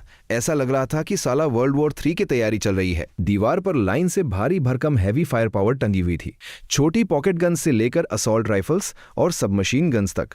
और कोने में तो भाई आरपीजी, रॉकेट लॉन्चर्स और ग्रेनाड्स के पूरे बॉक्सेस एकदम नीटली स्टैक किए हुए थे। तुमने पूरी एक्साइटमेंट के साथ एक छोटी MP5 सबमशीन गन उठा ली। 1 मिनट में 800 राउंड्स फायर करने वाली खतरनाक मशीन अगर बस ट्रिगर दबाकर रखो तो 1 मिनट के अंदर किसी इंसान का कीमा बना सकती है। अगर तुम्हें स्वॉट टीम के आने का डर ना होता तो तुम अभी के अभी कुछ राउंड्स फायर करके मजे ले लेते। वो लाइन से सजी हुई चमचमाती येलो बुलेट तुम्हारी नजरों में सोने के बिस्किट से भी ज्यादा खूबसूरत लग रही थी। तुमने पूरे बॉस वाले एटीट्यूड के साथ हाथ घुमाया। गाड़ी तैयार करो, आज रात ऑक्शन में भौकाल मचाने चलेंगे। यस सर, किसी भी कचरे को आपका मूड खराब नहीं करने देंगे। जैसे ही तुमने बेसमेंट से कदम बाहर निकाला, ड्रैगन बटलर ने तुरंत काले सूट वाले बॉडीगार्ड्स की पूरी फौज को ऑर्डर दिया, सब अपनी पिस्टल्स लोड कर लो, गाड़ी के ट्रंक के सारे हिडन कंपार्टमेंट्स फुल कर दो। दर्जनों MP5s और RPGs सब साथ रख लो, कुछ बॉक्स ग्रेनेड्स भी रख लेना। एक के बाद एक अम्यूनिशन के बॉक्सेस पागलों की तरह गाड़ी में लोड किए जाने लगे। तुम्हारी वो कम हथियारों का डर वाली बीमारी लड़ाई अब पूरी तरह से खत्म हो चुकी थी। ये पूरी तरह से एक डिमेंशनल स्ट्राइक वाली सिक्योरिटी फीलिंग थी जब तुम अपना एक्सपेंसिव डिजाइनर सूट पहनकर रात के टॉप टायर ऑक्शन में जाने की तैयारी कर रहे थे। वहीं दूसरी तरफ शेनचंग यूनिवर्सिटी में वो मौत से खेलने वाला रिच ब्रात जांगहाओ लगातार तुम्हारी बहन को घूर रहा था। वो तुम्हारी बहन लिंगजुए की बैकग्राउंड चेक रिपोर्ट देखकर पागलों की तरह हंस रहा था। रिपोर्ट में लिखे नॉर्मल फार्मर फैमिली के बारे में पढ़कर उसने चैन की सांस ली। उसकी घटिया नजरों में तुम्हारी फैमिली बस एक अभी अभी ग्रेजुएट हुआ गरीब बड़ा भाई और गांव में खेती करने वाले कुछ बुजुर्ग ही थे जिनका कोई स्ट्रॉन्ग बैकग्राउंड नहीं था। और जहां तक कुछ रातों पहले तुम्हारी भिजवाई हुई उस डेथ वार्निंग का सवाल है, वो बेवकूफ उसे कब का भूल चुका था। उसका ओवर कॉन्फिडेंस इतना ज्यादा था कि वो सोचने लगा कि तुम जैसे मिस्टीरियस यंग मास्टर उसके जूते साफ करने के लायक भी नहीं हो। जिस शिकार पर मैंने नजर डाल दी वो आज रात हर हाल में मेरा होगा। जांग हाओ ने अपने होठ चाटे और एक घिनौनी स्माइल के साथ अपना फोन निकाला। उसने तुरंत उन ग्रीन टी रूममेट्स को टेक्स्ट किया जिन्हें वो पहले ही पैसे खिला चुका था। पैसे मिल जाएंगे, आज रात प्लान के हिसाब से काम होना चाहिए। उसी वक्त गर्ल्स हॉस्टल में उन तीनों मतलबी ग्रीन टी रूममेट्स ने एक दूसरे को इशारा किया और तुरंत सू लिंगजुए को घेर लिया। उनके उस फेक रोने धोने और इमोशनल ब्लैकमेल ने तुम्हारी बहन को जो अपना वीडियो एडिट करने वाली थी जबरदस्ती एक केटीवे में खींच लिया। और इन बेवकूफों को यह आइडिया तक नहीं था कि जैसे ही उन्होंने केटीवे के मेन डोर के अंदर कदम रखा, एक बेहद लो प्रोफाइल ब्लैक सेडान किसी भूत की तरह बाहर आकर रुकी। उस गाड़ी में कोई और नहीं बल्कि तुम्हारे भेजे हुए टॉप टियर बॉडीगार्ड्स बैठे थे। दो पहाड़ जैसे जायंट बॉडीगार्ड्स सीधे केटीवे के अंदर घुसे और तुम्हारी बहन के बगल वाले प्राइवेट रूम का दरवाजा खोल दिया। अंदर कुछ स्ट्रीट थग्स बैठे थे जो अभी भड़कने ही वाले थे, पर तुम्हारे आदमियों ने एक शब्द भी वेस्ट नहीं किया। धड़ाम कैश की एक मोटी गड्डी सीधा टेबल पर दे मारी। ये रूम हमें चाहिए, निकलो यहां से। उनकी आवाज इतनी कोल्ड और खतरनाक थी कि रेफ्यूज करने का कोई चांस ही नहीं था। बॉडीगार्ड्स के उन सैंडबैग जितने बड़े मुक्कों को देखकर उन गुंडों के पसीने छूट गए। उन्होंने पैसे उठाए और वहां से दुम दबाकर भागने में ही अपनी भलाई समझी। वहीं बगल वाले रूम में माहौल पहले से ही बेहद अजीब और टेंस हो चुका था। सू लिंगजे उन तीनों रूममेट्स को देख रही थी जो माइक छोड़कर सिर्फ अपना सर झुकाए फोन पर टेक्स्ट करने में लगी थी। उसके दिमाग में खतरे की घंटी बजने लगी। वो कोई बेवकूफ नहीं थी। उसने तुरंत खड़े होकर वॉशरूम जाने का बहाना बनाया, पर तभी उनमें से एक ग्रीन टी रूममेट ने अजीब सी नजरों से देखते हुए उसके साथ जाने की जिद पकड़ ली। सू लिंगजुए का दिल बैठ गया। अब उसे इन लोगों की असली शक्ल पूरी तरह समझ आ चुकी थी। उसने अपनी मुट्ठी भींच ली और तय किया कि रूम से बाहर निकलते ही सीधा स्ट्रीट की तरफ भागेगी। पर अब बहुत देर हो चुकी थी। बैंग रूम का दरवाजा किसी ने जोर से धक्का देकर खोला और जांग हाओ अपने चेहरे पर एक घिनौनी और गंदी स्माइल के साथ दरवाजे पर खड़ा था। अरे वाह लिंगर, वॉशरूम जा रही हो? तुम्हारा भाई तुम्हें एस्कॉर्ट करेगा।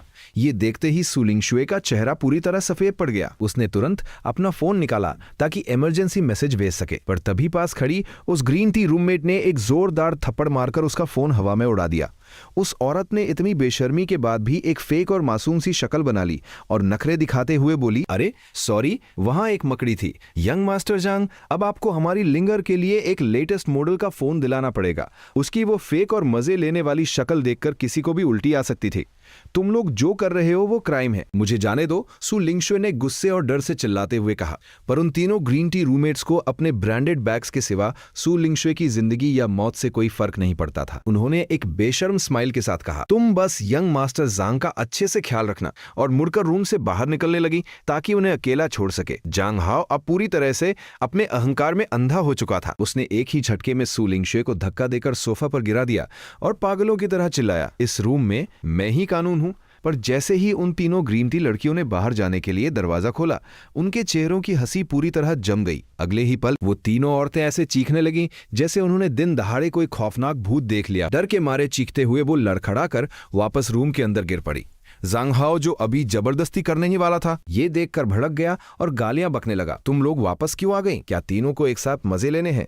पर जैसे ही उसने पूरे गुस्से और इरिटेशन के साथ दरवाजे की तरफ देखा, उसके चेहरे का सारा खून सूख गया। वो ऐसे जम गया जैसे उस पर बिजली गिर गई हो। उसने देखा कि दरवाजे पर तुम्हारे भेजे हुए दोनों टॉप टियर बॉडीगार्ड्स किसी मौत के फरिश्ते की तरह खड़े थे। उनके मजबूत हाथों ने उन दो चमचों को जो बाहर पहरा दे रहे थे, किसी मरी हुई लाश की तरह एक एक हाथ से हवा में लटका रखा था। धड़ाम धड़ाम उन दोनों घटिया चमचों को इतनी बेदर्दी से रूम के फ्लोर पर पटका गया कि उनके मुंह से दर्द की एक चीख तक नहीं निकली। उसके तुरंत बाद तुम्हारे आदमियों की उस हड्डियों को जमा देने वाली कोल्ड नजर के बीच क्लिक रूम का मेन डोर अंदर से पूरी तरह लॉक हो गया। लगता है कुछ दिन पहले दी गई वार्निंग को तुमने बस एक मजाक समझ लिया था। तुम्हारी बहन को सीक्रेट रूप से प्रोटेक्ट करने वाले उन ब्लैक सूटेड बॉडीगार्ड्स ने जमीन पर पड़े उन डरे हुए कुत्तों की तरफ देखा तक नहीं। वो सीधे सोफा की तरफ बढ़े और वहां डरी सहमी बैठी सूलिंग जुए को देखा, जिसके कपड़े थोड़े अस्त व्यस्त हो चुके थे। बॉडीगार्ड्स की आंखों में एक पल के लिए खौफ दिखा।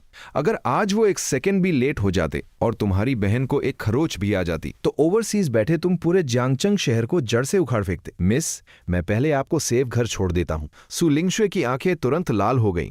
उसकी इज्जत अभी तार तार होने से बची थी। वो इस नर्क जैसे रूम में एक पल भी और नहीं रुकना चाहती थी। वहीं दूसरी तरफ वो चालाक ग्रीन टी रूममेट्स जो अभी तक इस साजिश में शामिल थी, जैसे ही उन्होंने देखा कि बाजी पलट गई है, वो सीधे घुटनों के बल जमीन पर गिर पड़ी। वो फेक आंसू बहाते हुए गिड़गिड़ाने लगी। लिंगशुए, हमें माफ कर दो, हमें मजबूर किया गया था। प्लीज हमें भी अपने साथ यहां से ले चलो। उनकी वो झूठी और उल्टी ला देने वाली शक्लें देखकर सु लिंगजुए को सिर्फ घिन आ रही थी।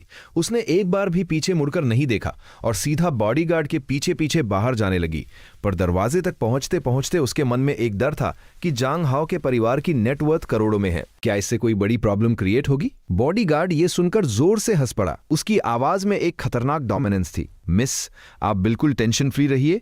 कल सुबह से ये सारे कीड़े आपके कॉलेज से हमेशा के लिए गायब हो जाएंगे। इस वक्त रूम के अंदर माहौल इतना भारी हो चुका था कि सांस लेना भी मुश्किल था। वो रिच किड जांग हाओ अपना थूक निगलता हुआ कांपते पैरों के साथ खड़ा हुआ। डरना क्या है, मेरे बाप की नेटवर्थ करोड़ों में है। इस जानचंग में कौन मुझे हाथ लगाने की हिम्मत कर सकता है? तभी एक ग्रीन टी लड़की ने फिर से भीख मांगनी शुरू कर दी। बॉस, सच में हमारा इस सब से कोई लेना देना नहीं है। प्लीज हमें जाने। उसकी बात अभी पूरी भी नहीं हुई थी। स्लैप, एक जोरदार धमाके जैसी आवाज गूंजी। तुम्हारे आदमियों को औरतों पर रहम खाने जैसी फालतू बातों से कोई फर्क नहीं पड़ता था। उल्टे हाथ का एक ऐसा तगड़ा थप्पड़ पड़ा कि वो लड़की उड़ते हुए सीधा ग्लास टेबल पे जा गिरी। मौके पर ही उसके मुंह से खून के साथ 3 दांत बाहर निकल आए और आधा चेहरा सूजकर किसी गुब्बारे जैसा हो गया। पूरे रूम में मुर्दाघर जैसी शांति छा गई। बाकी बची दोनों ग्रीन टी लड़कियां डर के मारे अपनी सांसें तक रोक चुकी थी। उन्होंने अपने रोने की आवाज को जबरदस्ती गले के नीचे दबा लिया। पर क्या सिर्फ गूंगा बनने से वो बच सकती थी? तुम्हारे आदमियों की डिक्शनरी में रहम नाम का कोई वर्ड नहीं था। स्लैप स्लैप 2 और भारी थप्पड़ पड़े और वो दोनों लड़कियां भी किसी मरे हुए कुत्ते की तरह फ्लोर पर गिर पड़ी। पूरे रूम में अचानक भूतों जैसी चीख पुकार मचने लगी। अगर एक और आवाज निकाली तो मैं तुम्हारे चेहरे का दूसरा साइड भी सूजा कर बराबर कर दूंगा। बॉडीगार्ड ने एकदम कोल्ड टोन में अपने हाथ झटकते हुए कहा। वो तीनों लड़कियां अब उन बत्तखों जैसी हो गई थी जिनका गला घोंट दिया गया हो। उन्होंने खून से सने अपने मुंह को कसकर पकड़ लिया। भले ही वो डर से कांप रही थी, पर किसी की एक आवाज निकालने की हिम्मत नहीं हुई। इन कीड़ों को साफ करने के बाद बॉडीगार्ड की वो मौत जैसी खौफनाक नजरें सीधा लॉक हुई। उस घमंडी जांग हाओ पर उस बिगड़े हुए रिच किड ने अपनी पूरी जिंदगी में मौत का ऐसा खौफनाक मंजर कभी नहीं देखा था। उसकी रीढ़ की हड्डी में ठंडक दौड़ गई। पैर जेली की तरह कांपने लगे और वो जमीन पर बुरी तरह गिर पड़ा। ता तुम मेरे पास मत आना। किसी को मारना क्राइम है, लॉ के खिलाफ है। बॉडीगार्ड मौके पर ही जोर से हंस पड़ा। अब तुझे कानून और लॉ की याद आ रही है? रूल्स तो सिर्फ तुम जैसे कमजोरों को बांधने के लिए होते हैं। तुझे सच में ऊपर वाले का शुक्र मनाना चाहिए कि तू अभी अपने देश में है। बॉडीगार्ड नीचे झुका और किसी आवारा कुत्ते की तरह जांग हाओ के गाल पर थपथपाया। बोल, अभी तेरे किस गंदे हाथ ने हमारी मिस को टच किया था? जांग हाओ डर के मारे पागलों की तरह अपना सिर हिलाने लगा। उसकी आंखों से आंसू बह रहे थे। नहीं, मैंने नहीं किया। मैंने उसे छुआ तक नहीं। सच में? अच्छा, अभी भी जबान चला रहा है तो मैं मान लेता हूं कि दोनों हाथों ने टच किया था। बॉडीगार्ड ने बिना कुछ सोचे टेबल पर रखा वो भारी कांच का आश्रय उठा लिया। इस एक मूव ने जांग हाओ को इतना डरा दिया कि उसने वहीं पैंट में टॉयलेट कर दी और पूरे रूम में एक अजीब सी बदबू फैल गई। लेफ्ट हैंड था। प्लीज मुझे जाने दो। मेरे बाप के पास बहुत पैसा है। मैं तुम्हें 1 मिलियन दूंगा। बस आज मुझे जिंदा छोड़ दो। 1 मिलियन? कितनी फालतू बात है। ये चिल्लर तो मेरे ओवरसीज अकाउंट के एक दिन के इंटरेस्ट के बराबर भी नहीं है। बॉडीगार्ड ने बिना पलक झपकाए वो भारी आश्रय उठाया और जांग हाओ के लेफ्ट हैंड पर पूरी ताकत से मार दिया। क्रैक, हड्डियों के टूटने की वो रोंगटे खड़े कर देने वाली आवाज पूरे रूम में एकदम क्लियर सुनाई दी। वो तीनों ग्रीन टी लड़कियां डर के मारे एक दूसरे को गले लगाए और आंखें बंद किए बैठी थीं। उनकी देखने तक की हिम्मत नहीं हो रही थी। अब उन्हें समझ आ रहा था कि जंग हाओ के इस अंजाम के सामने उन्हें पड़े वो थप्पड़ तो जैसे भगवान का कोई बड़ा आशीर्वाद थे। अपने बाप को कॉल कर मुझे दूसरी बार बोलना ना पड़े। दर्द के मारे जांग हाओ का चेहरा पूरी तरह से बिगड़ चुका था, पर वो जानता था कि उसका बाप ही अब उसकी आखिरी उम्मीद है। उसने कांपते हाथों से नंबर डायल किया और फोन उठते ही बच्चों की तरह जोर जोर से रोने लगा। डैड बचा लो, कोई मुझे मार डालना चाहता है। दूसरी तरफ फोन पर वो नोवो रीच जांग फुगी ये सुनते ही डर के मारे कांपने लगा और तुरंत जोर से चिल्लाया, हाओ क्या हुआ तुझे? किसकी हिम्मत हुई तुझे छूने की? बॉडीगार्ड ने झटके से उसके हाथ से फोन छीना और एकदम कोल्ड आवाज में बोला, university town newer Hong KTV room number 4, यहाँ आ और इसे ले जा। इतना बोलकर उसने सीधा फोन काट दिया। आधे घंटे से भी कम टाइम में पसीने से लथपथ जांग फुगुई अपने आदमियों के साथ वहां पहुंचा और जोर से रूम का दरवाजा खोल दिया। लेकिन जैसे ही वो अंदर आया, उसकी नजरों के सामने सबसे पहले वो 3 लड़कियां दिखी जिनका चेहरा सूज कर सुअर जैसा हो चुका था और फर्श पर दर्द से तड़पता हुआ उसका अपना सगा बेटा जिसके हाथ की हड्डियां पूरी तरह से टूट चुकी थी। जांग फुगुई का दिल दर्द से कांप उठा और अगले ही सेकंड उसके अंदर गुस्से का ज्वालामुखी फट पड़ा। उसने दांत पीसते हुए पूछा, तुम लोग हो कौन? मेरे बेटे ने ऐसा क्या कर दिया जो तुमने उसका ये हाल किया? बॉडीगार्ड बड़े आराम से अपनी जगह से खड़ा हुआ और एक टिश्यू से अपने हाथ साफ किए। तुझे यहां आने को बोला था, इसलिए नहीं कि मैं तेरी ये फालतू बकवास सुन सकूं। मैं बस देखना चाहता था कि किस लेवल के जाहिल बाप ने ऐसा बेवकूफ बेटा पैदा किया है जो खुद अपनी मौत बुलाता है। अब मैंने देख लिया है तो मैं चलता हूं। दरवाजे तक पहुंचकर बॉडीगार्ड रुका। उसने पलटकर एक बेहद ठंडी और खतरनाक नजर डाली। याद रखना, कल से अगर ये सारा कचरा हमारी मिस के आसपास भी दिखा तो अगली बार बात सिर्फ चेहरा सुजाने पर खत्म नहीं होगी। जांगचंग में इतने सालों से अपनी मनमर्जी चलाने वाला जांग फुगुई आज तक इस तरह बेइज्जत नहीं हुआ था। गुस्से से उसकी आंखें बाहर आने को हो रही थी। उसने जाते हुए बॉडीगार्ड की पीठ देखकर पागलों की तरह चिल्लाया, अंधा है क्या तू? जांग फुगी के बेटे पर हाथ डालने की हिम्मत कैसे हुई? आज का ये मैटर अभी खत्म नहीं हुआ है, खत्म नहीं हुआ। बॉडीगार्ड ये सुनकर जोर से हंस पड़ा। ये बूढ़ा अभी भी सोच रहा है कि उसके पास खत्म नहीं हुआ बोलने की हैसियत बची है। अब तो शायद एक आसान मौत भी उसके लिए एक सपना बन जाएगी। तुझे तो ऊपर वाले से दुआ करनी चाहिए कि तू थोड़ा और जी ले। बॉडीगार्ड ने एक बेहद खौफनाक और एग्रेसिव नजर छोड़ी। मेरे यंग मास्टर अभी ओवरसीज हैं। जब वो वापस आएंगे और खुद तुम्हारे साथ खेलने का प्लान बनाएंगे तो उम्मीद है कि तुम जैसे लोग उनके सामने एक दिन भी सरवाइव कर पाओगे। जांग फुगी गुस्से से पागल हो चुका था। उसके सिर से धुआं निकल रहा था, पर क्वेकेन मेंढकों को कहां पता था कि उस बॉडीगार्ड का वो यंग मास्टर और कोई नहीं बल्कि ओवरसीज बैठे तुम ही थे। जिस पल तुम वापस लौटने वाली फ्लाइट में कदम रखोगे उसी पल इन सारे जोकरों के हमेशा के लिए मिट जाने का काउंटडाउन शुरू हो जाएगा। सु लिंगशुए को सेफली कॉलेज वापस छोड़ दिया गया था, पर उसका दिमाग अभी भी सुन्न था।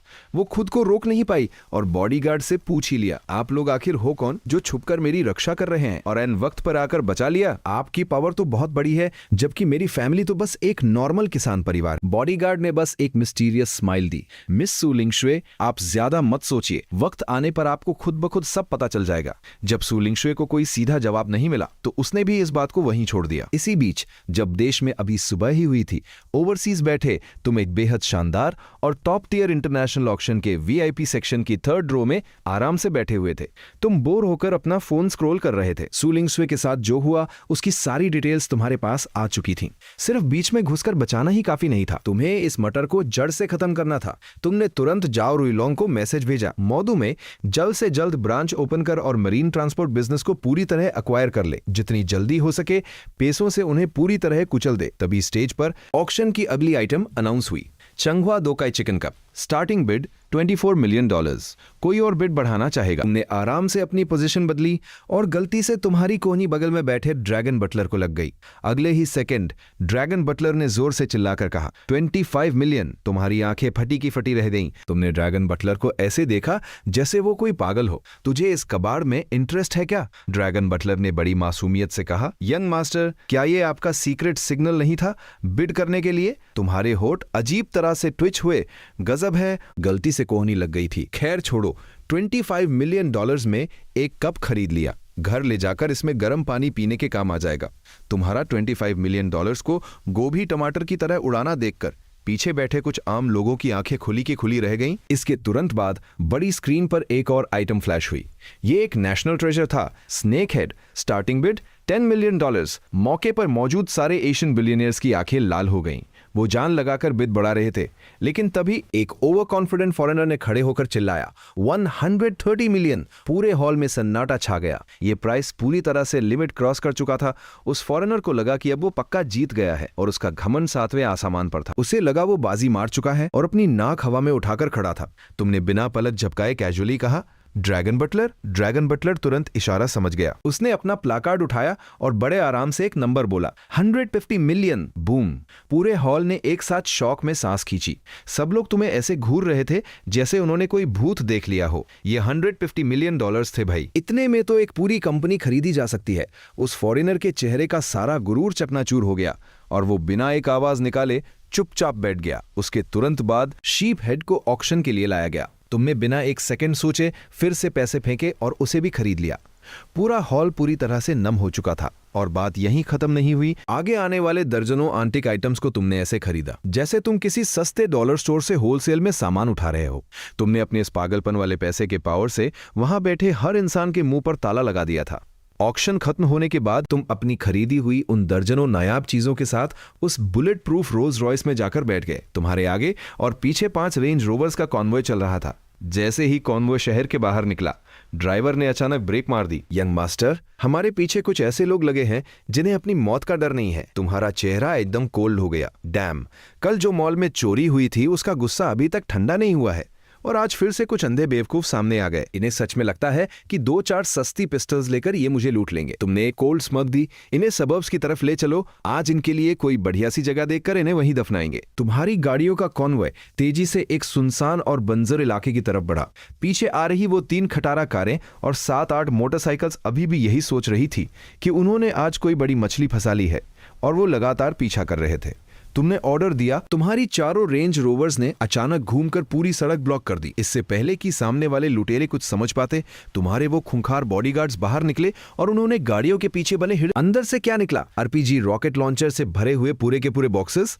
हर बॉडीगार्ड के हाथ में fully loaded MP5 submission gun थी और उनकी बेल्ट पर हाई एक्सप्लोजिव ग्रेनेड्स लटक रहे थे। वो सड़क छाप लुटेरे जो तुम्हें लूटने आए थे। ये चेनें देखकर मौके पर ही उनकी पेंट गीली हो गई। बॉस, हम तो बस थोड़े पैसे लूटना चाहते थे। तुमने तो पूरी की पूरी आर्मी ही बुला ली। कौन नॉर्मल इंसान बिजनेस मीटिंग में आरपीजी लेकर घूमता है? इससे पहले कि वो लोग रहम की भीख मांगते, तुम्हारे एक बॉडीगार्ड ने आरपीजी कंधे पर रखा सबसे आगे वाली कार पर निशाना लगाया और फायर कर दिया। बूम। एक कान फाड़ देने वाला धमाका हुआ और वो कार हवा में उड़ते हुए आग के गोले में बदल गई। ये खौफनाक ब्लास्ट देखकर पीछे वाले मोटरसाइकिल राइडर्स की तो रूह कांप गई। वो लोग पागलों की तरह अपनी बाइक घुमाकर वापस भागने की कोशिश करने लगे। तुम पहले गाड़ी से बाहर नहीं आना चाहते थे, पर बाहर का ये एक्शन देखकर तुम्हारे हाथों में भी खुजली होने लगी। तुमने कार का दरवाजा खोला और ड्रैगन बटलर से एक MP5 लेकर गाड़ी की आड़ में खड़े हो गए और उन भागते हुए डरपोक कुत्तों पर गोलियों की बौछार कर दी। मजा आ गया। Damn crazy fun. कुछ छोटी मोटी पिस्टल्स लेकर तुम्हारी भारी भरकम हथियारों वाली आर्मी से भिड़ना बिल्कुल पत्थर पर अंडे मारने जैसा था। कोई मुकाबला ही नहीं था। उन लुटेरों की सस्ती बंदूकों ने मुश्किल से कुछ गोलियां ही चलाई थी, जबकि तुम्हारे हेवीली आर्म्ड बॉडीगार्ड्स ने तब तक कई मैगजीन्स खाली कर दी थी। 800 राउंड्स पर मिनट वाली भारी फायर पावर। क्या तुमने सोच रखा था कि मैं यहां तुम्हारे साथ घर घर खेलने आया हूं? इस वक्त तुम क्या कर रहे थे? तुम बस उस MP5 सबमिशन गन का ट्रिगर दबाकर इस शूटिंग को एक गेम की तरह एंजॉय कर रहे थे। तभी तुम्हारी नजर अचानक एक अजीब सी सफेद चीज पर पड़ी। गोलियों की इस खौफनाक बारिश के बीच एक छोटी सी सफेद भेड़ शांति से सिर झुकाए घास चर रही थी। तुमने एक कोल्ड स्मग दी। किसकी भेड़ है ये, जिसे रूल्स बिल्कुल नहीं पता? तुमने सीधा उस पर एम किया और ट्रिगर दबा दिया। दादा, गोलियों की एक बौछार सीधा उसकी तरफ निकल गई, पर साला नतीजा क्या निकला? सारी गोलियां घास पर जा गिरी और उस नन्ही भेदर का एक बाल तक बांका नहीं हुआ। उल्टा उसने सिर उठाकर तुम्हारी तरफ देखा और म्यां किया। उसकी आंखों में तुम्हारे लिए साफ नफरत और बेइज्जती थी। क्या तुम ये बर्दाश्त कर पाते? तुम तो गुस्से से आग बबूला हो गए। तुमने अपनी गन झट से लॉन्ग बटलर की गोद में फेंकी और सीधा बॉडीगार्ड के हाथ से एक आरपीजी रॉकेट लॉन्चर छीन लिया। तुमने उसका बैरल अपने कंधे पर टिकाया और दांत पीसते हुए एम लगाया। साले, आज मैं भी देखता हूं कि तेरी किस्मत जीतती है या मेरा शल। बेचारी मासूम सी भेड़ सीधा धमाके के साथ आसमान में गोल गोल घूमने लगी। दूर मिट्टी के टीले के पीछे छुपा चरवाहा अपनी भेड़र को उड़ता देख इतना डर गया कि उसकी सांस तक अटक गई। उसे लगा कि अगला शेल कहीं सीधा उसे ही ऊपर ना पहुंचा दे। 5 मिनट भी नहीं हुए और ये लड़ाई एक तरफा खत्म हो गई। तुम अपनी बुलेट प्रूफ रोल्स रॉयस में बैठकर शान से वापस निकले। गाड़ी में बैठते ही तुमने लॉन्ग बटलर को ऑर्डर दिया कि रास्ते के सारे सीसीटीवी फुटेज मिटा दिए जाएं। सिस्टम से मिले उस टॉप लेवल हैकर के लिए जो पेंटागन के नेटवर्क में भी आसानी से घुस सकता है, एक छोटा सा कैमरा हैक करना तो बच्चों का खेल था, सीधा सीधा डायमेंशनल स्ट्राइक जैसा। तुम्हें अच्छी तरह पता था कि FBI वाले इस धमाके की खुशबू सूंघते हुए जरूर मुसीबत खड़ी करने आएंगे। विला पहुंचते ही तुमने सिस्टम से मिले टॉप लेवल लॉयर को समन कर लिया। जैसा सोचा था, अगले दिन सुबह सुबह ही पुलिस की गाड़ियों ने घर का दरवाजा घेर लिया। तुम नींद खराब होने के गुस्से में गर्म दूध का गिलास थामे नीचे तमाशा देखने आए। वहां तुम्हारे 2 जुनूनी लॉयर्स उन पुलिस वालों पर कानूनी अल्फाजों के ऐसे तीर छोड़ रहे थे कि उनके पास बोलने को कुछ बचा ही नहीं। 2 मिनट भी नहीं बीते थे कि वो पुलिस वाले बिना किसी सबूत के वहां से दुम दबाकर भाग निकले। तुमने ठंडी आह भरी और ऑर्डर दिया, पता लगाओ कि पीछे से कौन सा कुत्ता भौंक रहा है। उसी वक्त जियांगचंग में भारी बर्फबारी हो रही थी। सू लिंगशुआन के हॉस्टल में पहले 4 लड़कियां रहती थी, लेकिन पिछली घटना के बाद 3 लड़कियां डर के मारे रातों रात चली गईं। अब वहां सिर्फ सू लिंगशुआन और चन जीरू बचे थे। चन जीरू ने तो अगली सुबह 8 बजे की मोदू की फ्लाइट भी बुक कर ली थी। सू लिंगशुआन खुशी से उछल पड़ी और बोली, जल्दी जाना ही सही है, इसी बहाने में अपने भाई से भी मिल लूंगी।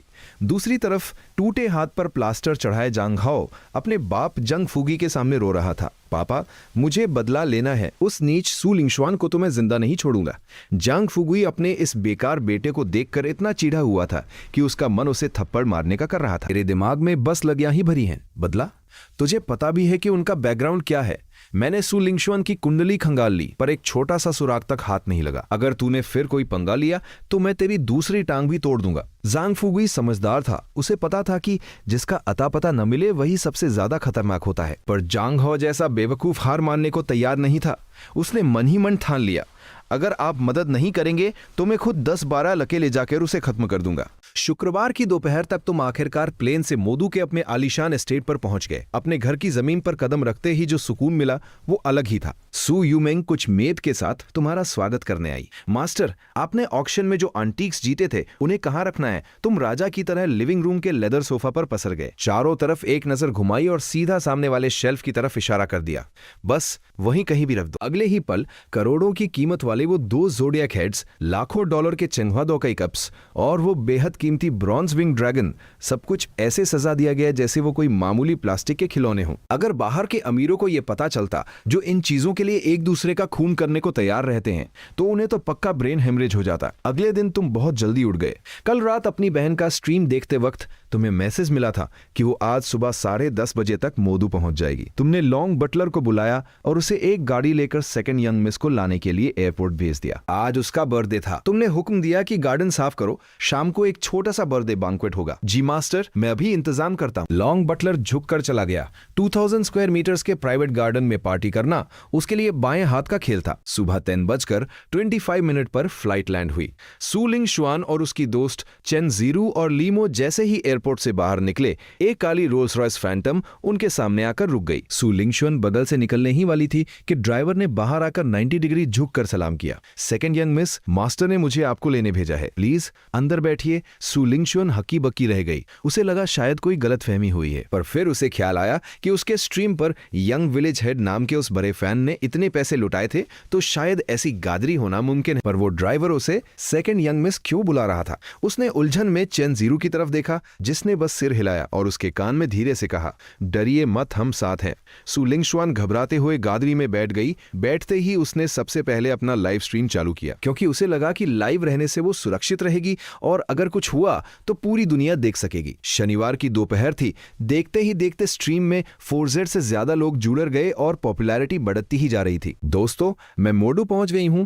जो लोग जानना चाहते हैं कि विलेज हेड कौन है, वो कमेंट में 1 दबाओ। सू लिंगशुआन के ये कहते ही चैट बॉक्स में धमाका हो गया। लेजी किंग, तुम सच में उस विलेज हेड से मिलने जा रही हो? खत्म, सब खत्म। क्या मेरी मासूम लेजी किंग भी अब कैपिटलिस्ट के आगे घुटने टेक देगी? अरे भाई, करोड़ों रुपए खर्च किए हैं, उसने कौन नहीं झुकेगा? और ये लाइव स्ट्रीम करने की हिम्मत तो देखो। क्या विलेज हेड कोई मोटा और गंजा बुढ़ा तो नहीं है? सू लिंगशुआन इन कमेंट से चीड़ गई। उसे पता था कि लोग फालतू की कहानियां बनाएंगे। तुम लोग फालतू बातें मत करो, मेरे मन में बस कुछ सवाल हैं जिनके जवाब मुझे मिलकर चाहिए, और मैं सब कुछ लाइव दिखाऊंगी। वैसा कुछ नहीं है जैसा तुम लोग सोच रहे हो, गाड़ी तेजी से शीजाओ नंबर 1 एस्टेट के अंदर दाखिल हुई। जैसे ही वो बड़े दरवाजे खुले, सु लिंगशुआन बाहर का नजारा देखकर दंग रह गई। वो घर किसी यूरोपियन पैलेस से कम नहीं था। जब कैमरा ने पूरे एस्टेट का आलीशान नजारा दिखाया तो स्ट्रीम के फैंस का दिल टूट गया। भाई साहब, क्या ये मॉडू का सबसे महंगा सीजियाओ नंबर 1 है? सुना है इस जगह की कीमत 100 करोड़ से भी ज्यादा है। विलेज हेड के पास इतना पैसा है तो यहाँ रहना तो आम बात है। ये तो सपनों का महल है। मैं तो यहाँ सिर्फ 2 रात रहने के लिए अपने सारे दोस्तों की 20 साल की सिंगल लाइफ कुर्बान कर दूं। गाड़ी मेन बिल्डिंग के सामने रुकी। सु लिंगशुआन और उसके दोस्त नीचे उतरे। जैसे ही उन्होंने हॉल में कदम रखा, वहां की लग्जरी देखकर उनकी दुनिया ही बदल गई। वहां रखा विशाल गोल्डन फीबी टी टेबल और उसके पीछे का आंटिक शेल्फ देखकर सबकी आंखें फटी की फटी रह गई। एक पारखी नजर वाले फैन ने शेल्फ पर रखे सामान को देखते ही ठंडी सांस भरी। अरे बाप रे, क्या मैं सपना देख रहा हूं? उस शेल्फ पर असली ज़ोडियाक हेड्स रखे हैं, 2-2 सिर। ये कोई हाई क्वालिटी फेक तो नहीं है? अबे ओ, तेरा दिमाग खराब है क्या? जो बंदा 100 करोड़ के घर में रहता है वो नकली सामान रख के अपनी बेइज्जती थोड़े ही कराएगा। सु लिंगशुआन वहां खैरी होकर सांसता लेकर आई। तभी एक खूबसूरत मेड चाय और नाश्ता लेकर आई। उसने मुस्कुराते हुए कहा, सेकंड यंग मिस। उसी वक्त तुम दूसरी मंजिल से धीरे धीरे नीचे उतरने लगे।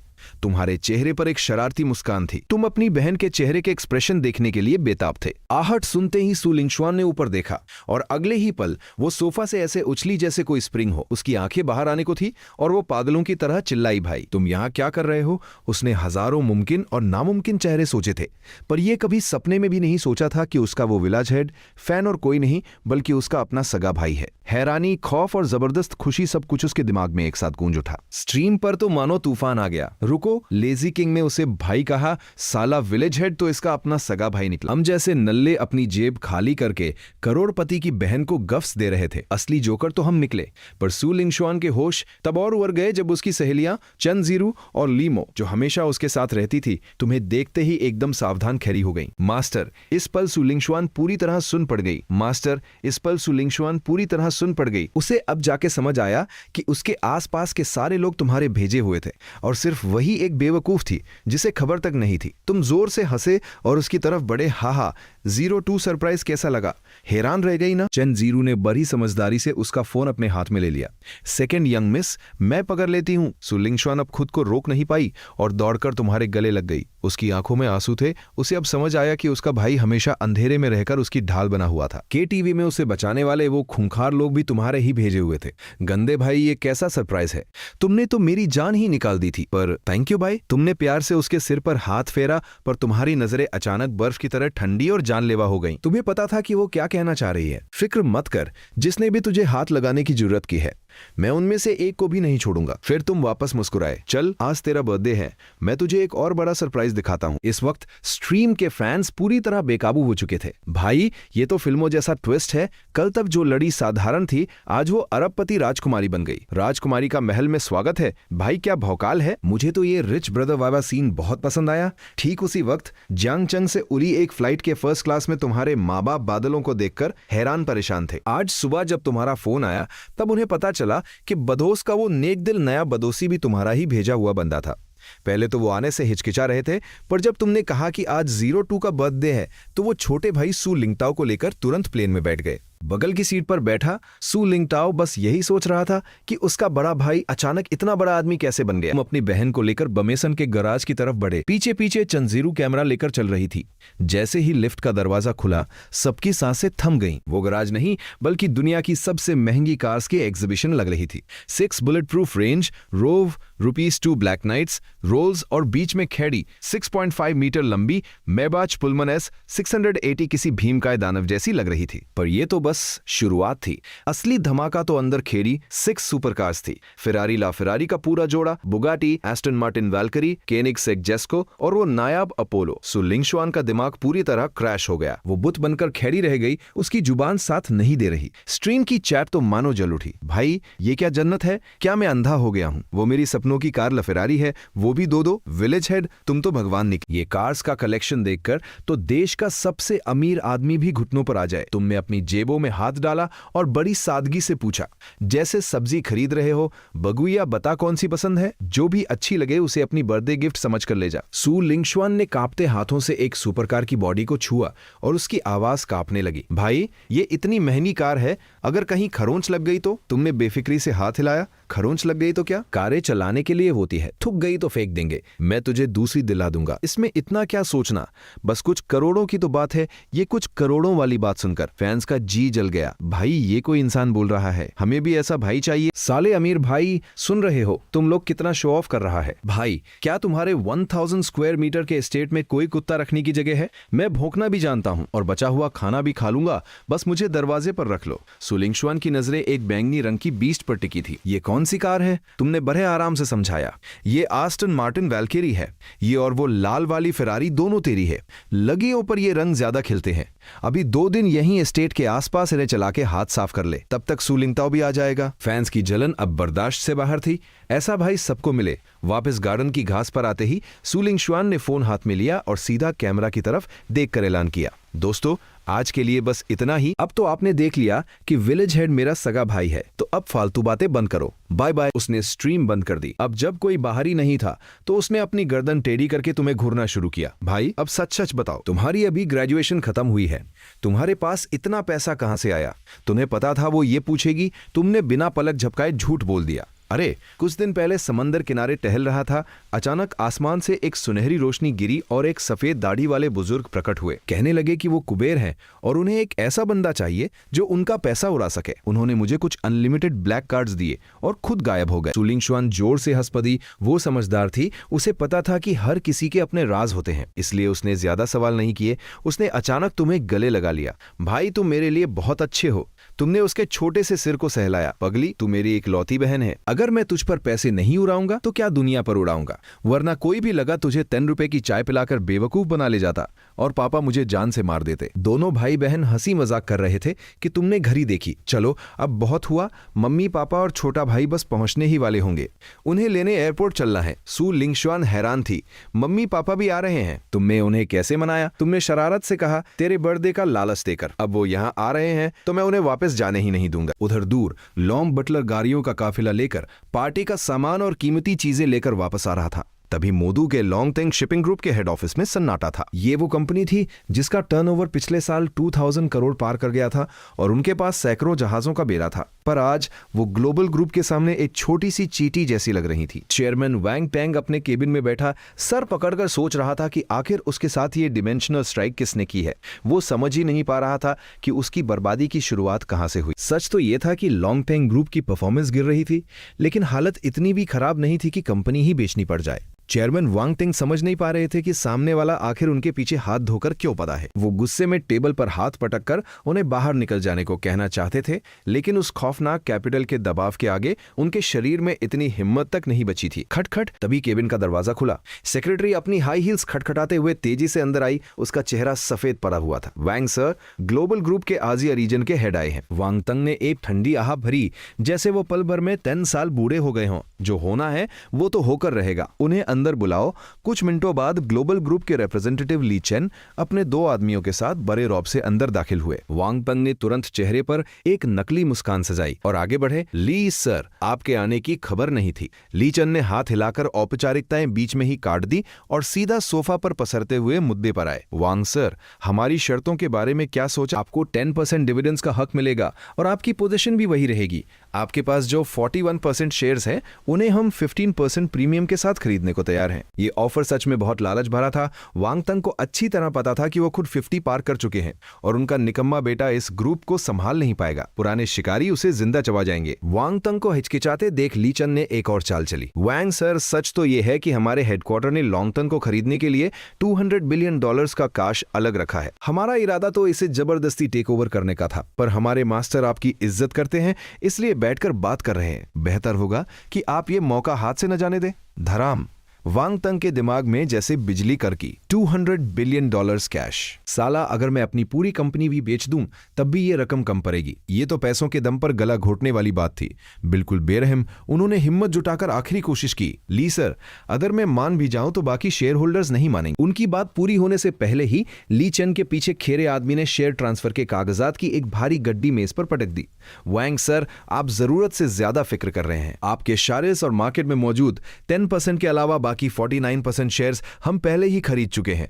वांग तंग ने उन फाइलों को देखा और एक कड़वी मुस्कान उनके चेहरे पर आ गई। ये नेगोशिएशन नहीं था, ये तो आखिरी वार्निंग थी। अगर उन्होंने अब ना कहा तो अंजाम मौत से भी बुरा होगा। ठीक है, मैं साइन करता हूं, वांग तेंग ने दांत पीसते हुए कहा, पर मेरी एक शर्त है। मैंने ये कंपनी खून पसीने से खैरी की है। मैं इसे किसी विदेशी के हाथों में नहीं सौंपूंगा। मुझे आपके असली मालिक से मिलना है। अगर वो हिंदुस्तानी है तो मैं अभी साइन कर दूंगा। ली चन हैरान रह गया। उसे उम्मीद नहीं थी कि इस बूढ़े में अभी भी इतनी खुददारी बची है। वो एक कोने में गया और फौरन जाओ रुइलोंग को फोन लगाया। जाओ रुइलोंग की हिम्मत नहीं थी फैसला लेने की, तो उसने सीधा तुम्हें कॉल किया। तुम एयरपोर्ट जा रहे थे। वांग तंग की ये बात सुनकर तुम्हें हंसी आ गई। दिलचस्प बंदा है। ठीक है, उसे बोल दो कि कल सुबह शीजा नंबर 1 एस्टेट पर हाजिर हो जाए। ली चन ने फोन रखा और वांग तेंग की तरफ हमदर्दी भरी नजरों से देखा। किस्मत अच्छी है तुम्हारी, हमारे मास्टर मान गए हैं। कल सुबह शीजाओ नोवन एस्टेट पहुंच जाना। अब यहां साइन करो। एक्सियाओ नो 1 एस्टेट।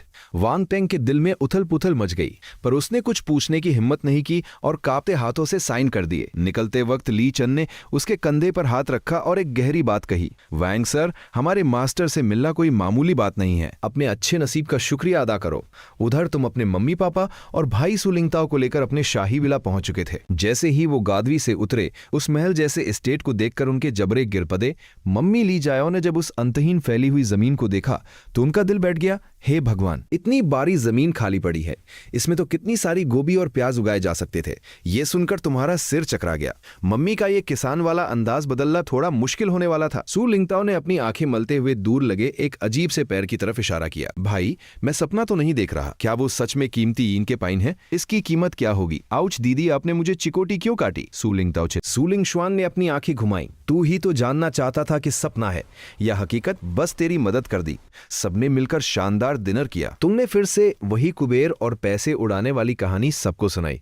तुम्हें फर्क नहीं पड़ता था कि वो यकीन करे या नहीं, बस वो पुलिस को न बुला ले। खुशी की बात यह थी कि मम्मी पापा भले ही सादा और सीधे थे, पर बेवकूफ नहीं थे। जब तक तुम कुछ गलत नहीं कर रहे, वो चुप रहना ही बेहतर समझते थे। उधर लॉन्ग बटलर गार्डन में शानदार बर्थडे बैंक्वेट की तैयारी कर रहा था। तभी हुक्का पी रहे पापा सू जियनजोंग में अचानक मेज पर अपना पाइप ठोका। उनकी नजरें तुम्हारी तरफ एकदम गंभीर थीं। शाओ तियान, मुझ में इतनी काबिलियत नहीं थी कि तेरी मदद कर सकूं, पर एक बात याद रखना, अब तू जो भी करे पीछे कोई सुराग मत छोड़ना।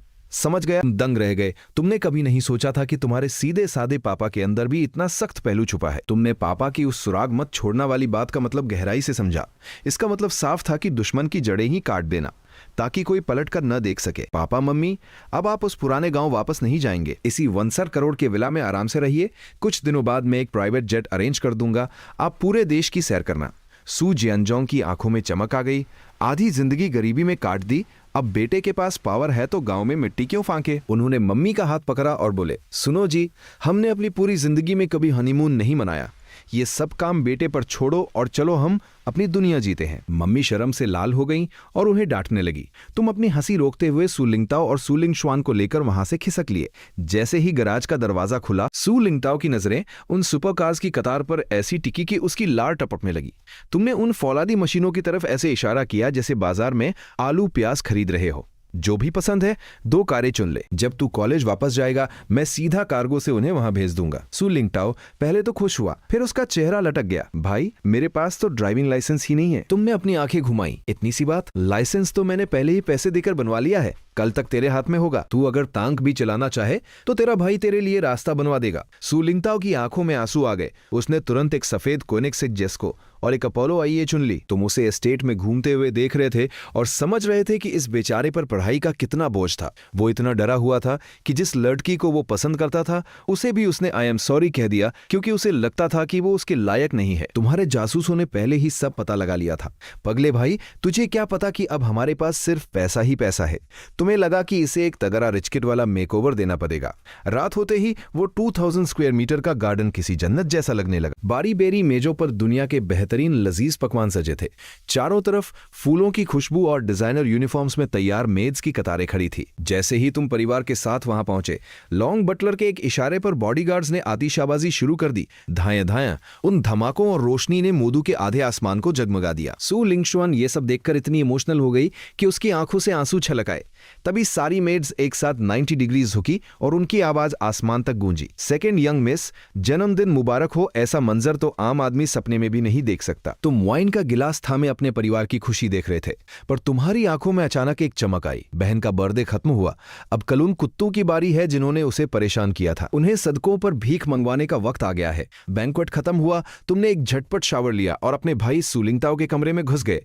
वो बालकनी में बैठा चांद को ताक रहा था। हमने एक कुर्सी खींची और उसके सिर पर चपत लगाई। ओए मजनू, आधी रात को यहाँ देवदास बनकर क्या सोच रहा है? सू लिंगताओ ने एक लंबी सांस भरी। भाई, अगर कोई लगदी आपको प्रपोज करे और आप मना कर दे पर बाद में पछतावा हो तो क्या करना चाहिए? तुम्हें लगा कि उसे एक जोर का थप्पड़ लगाऊं। साला अभी 18 का हुआ है और जवानी चढ़ रही है। अबे आतेन की उम्र में तो ये सोचना चाहिए कि मैं दुनिया का राजा हूं। तू ये पुरानी बातें लेकर क्यों बैठा है? भाई, आप नहीं समझेंगे, गरीब बच्चों को जल्दी बड़ा होना पड़ता है। तुम हंस पदे, मुझे मत सिखा। जब तू छोटा था तब से मैं दुनिया देख रहा हूं। मैंने जितना नमक खाया है उतनी तूने रोटियां नहीं खाई। वो इसलिए क्योंकि आप नमक ज्यादा खाते हो, सू लिंगताओ ने पलटकर जवाब दिया। तुम्हारी हंसी मजाक से उसका उदास चेहरा खिल गया। तुमने हाथ सिर के पीछे रखे और गंभीर होकर कहा, सुन, मुझे सब पता है। वो गरीब बच्चा वाला नाटक अब खत्म कर दे। अब हमारे पास पैसे की कोई कमी नहीं है। तुमने उसके कंधे पर हाथ रखा। अब सिर्फ किताबी कीड़ा मत बने रहना। जितना मन करे उतना पर्द पर खुश रहना सबसे जरूरी है। पहले हमारे पास मौका नहीं था,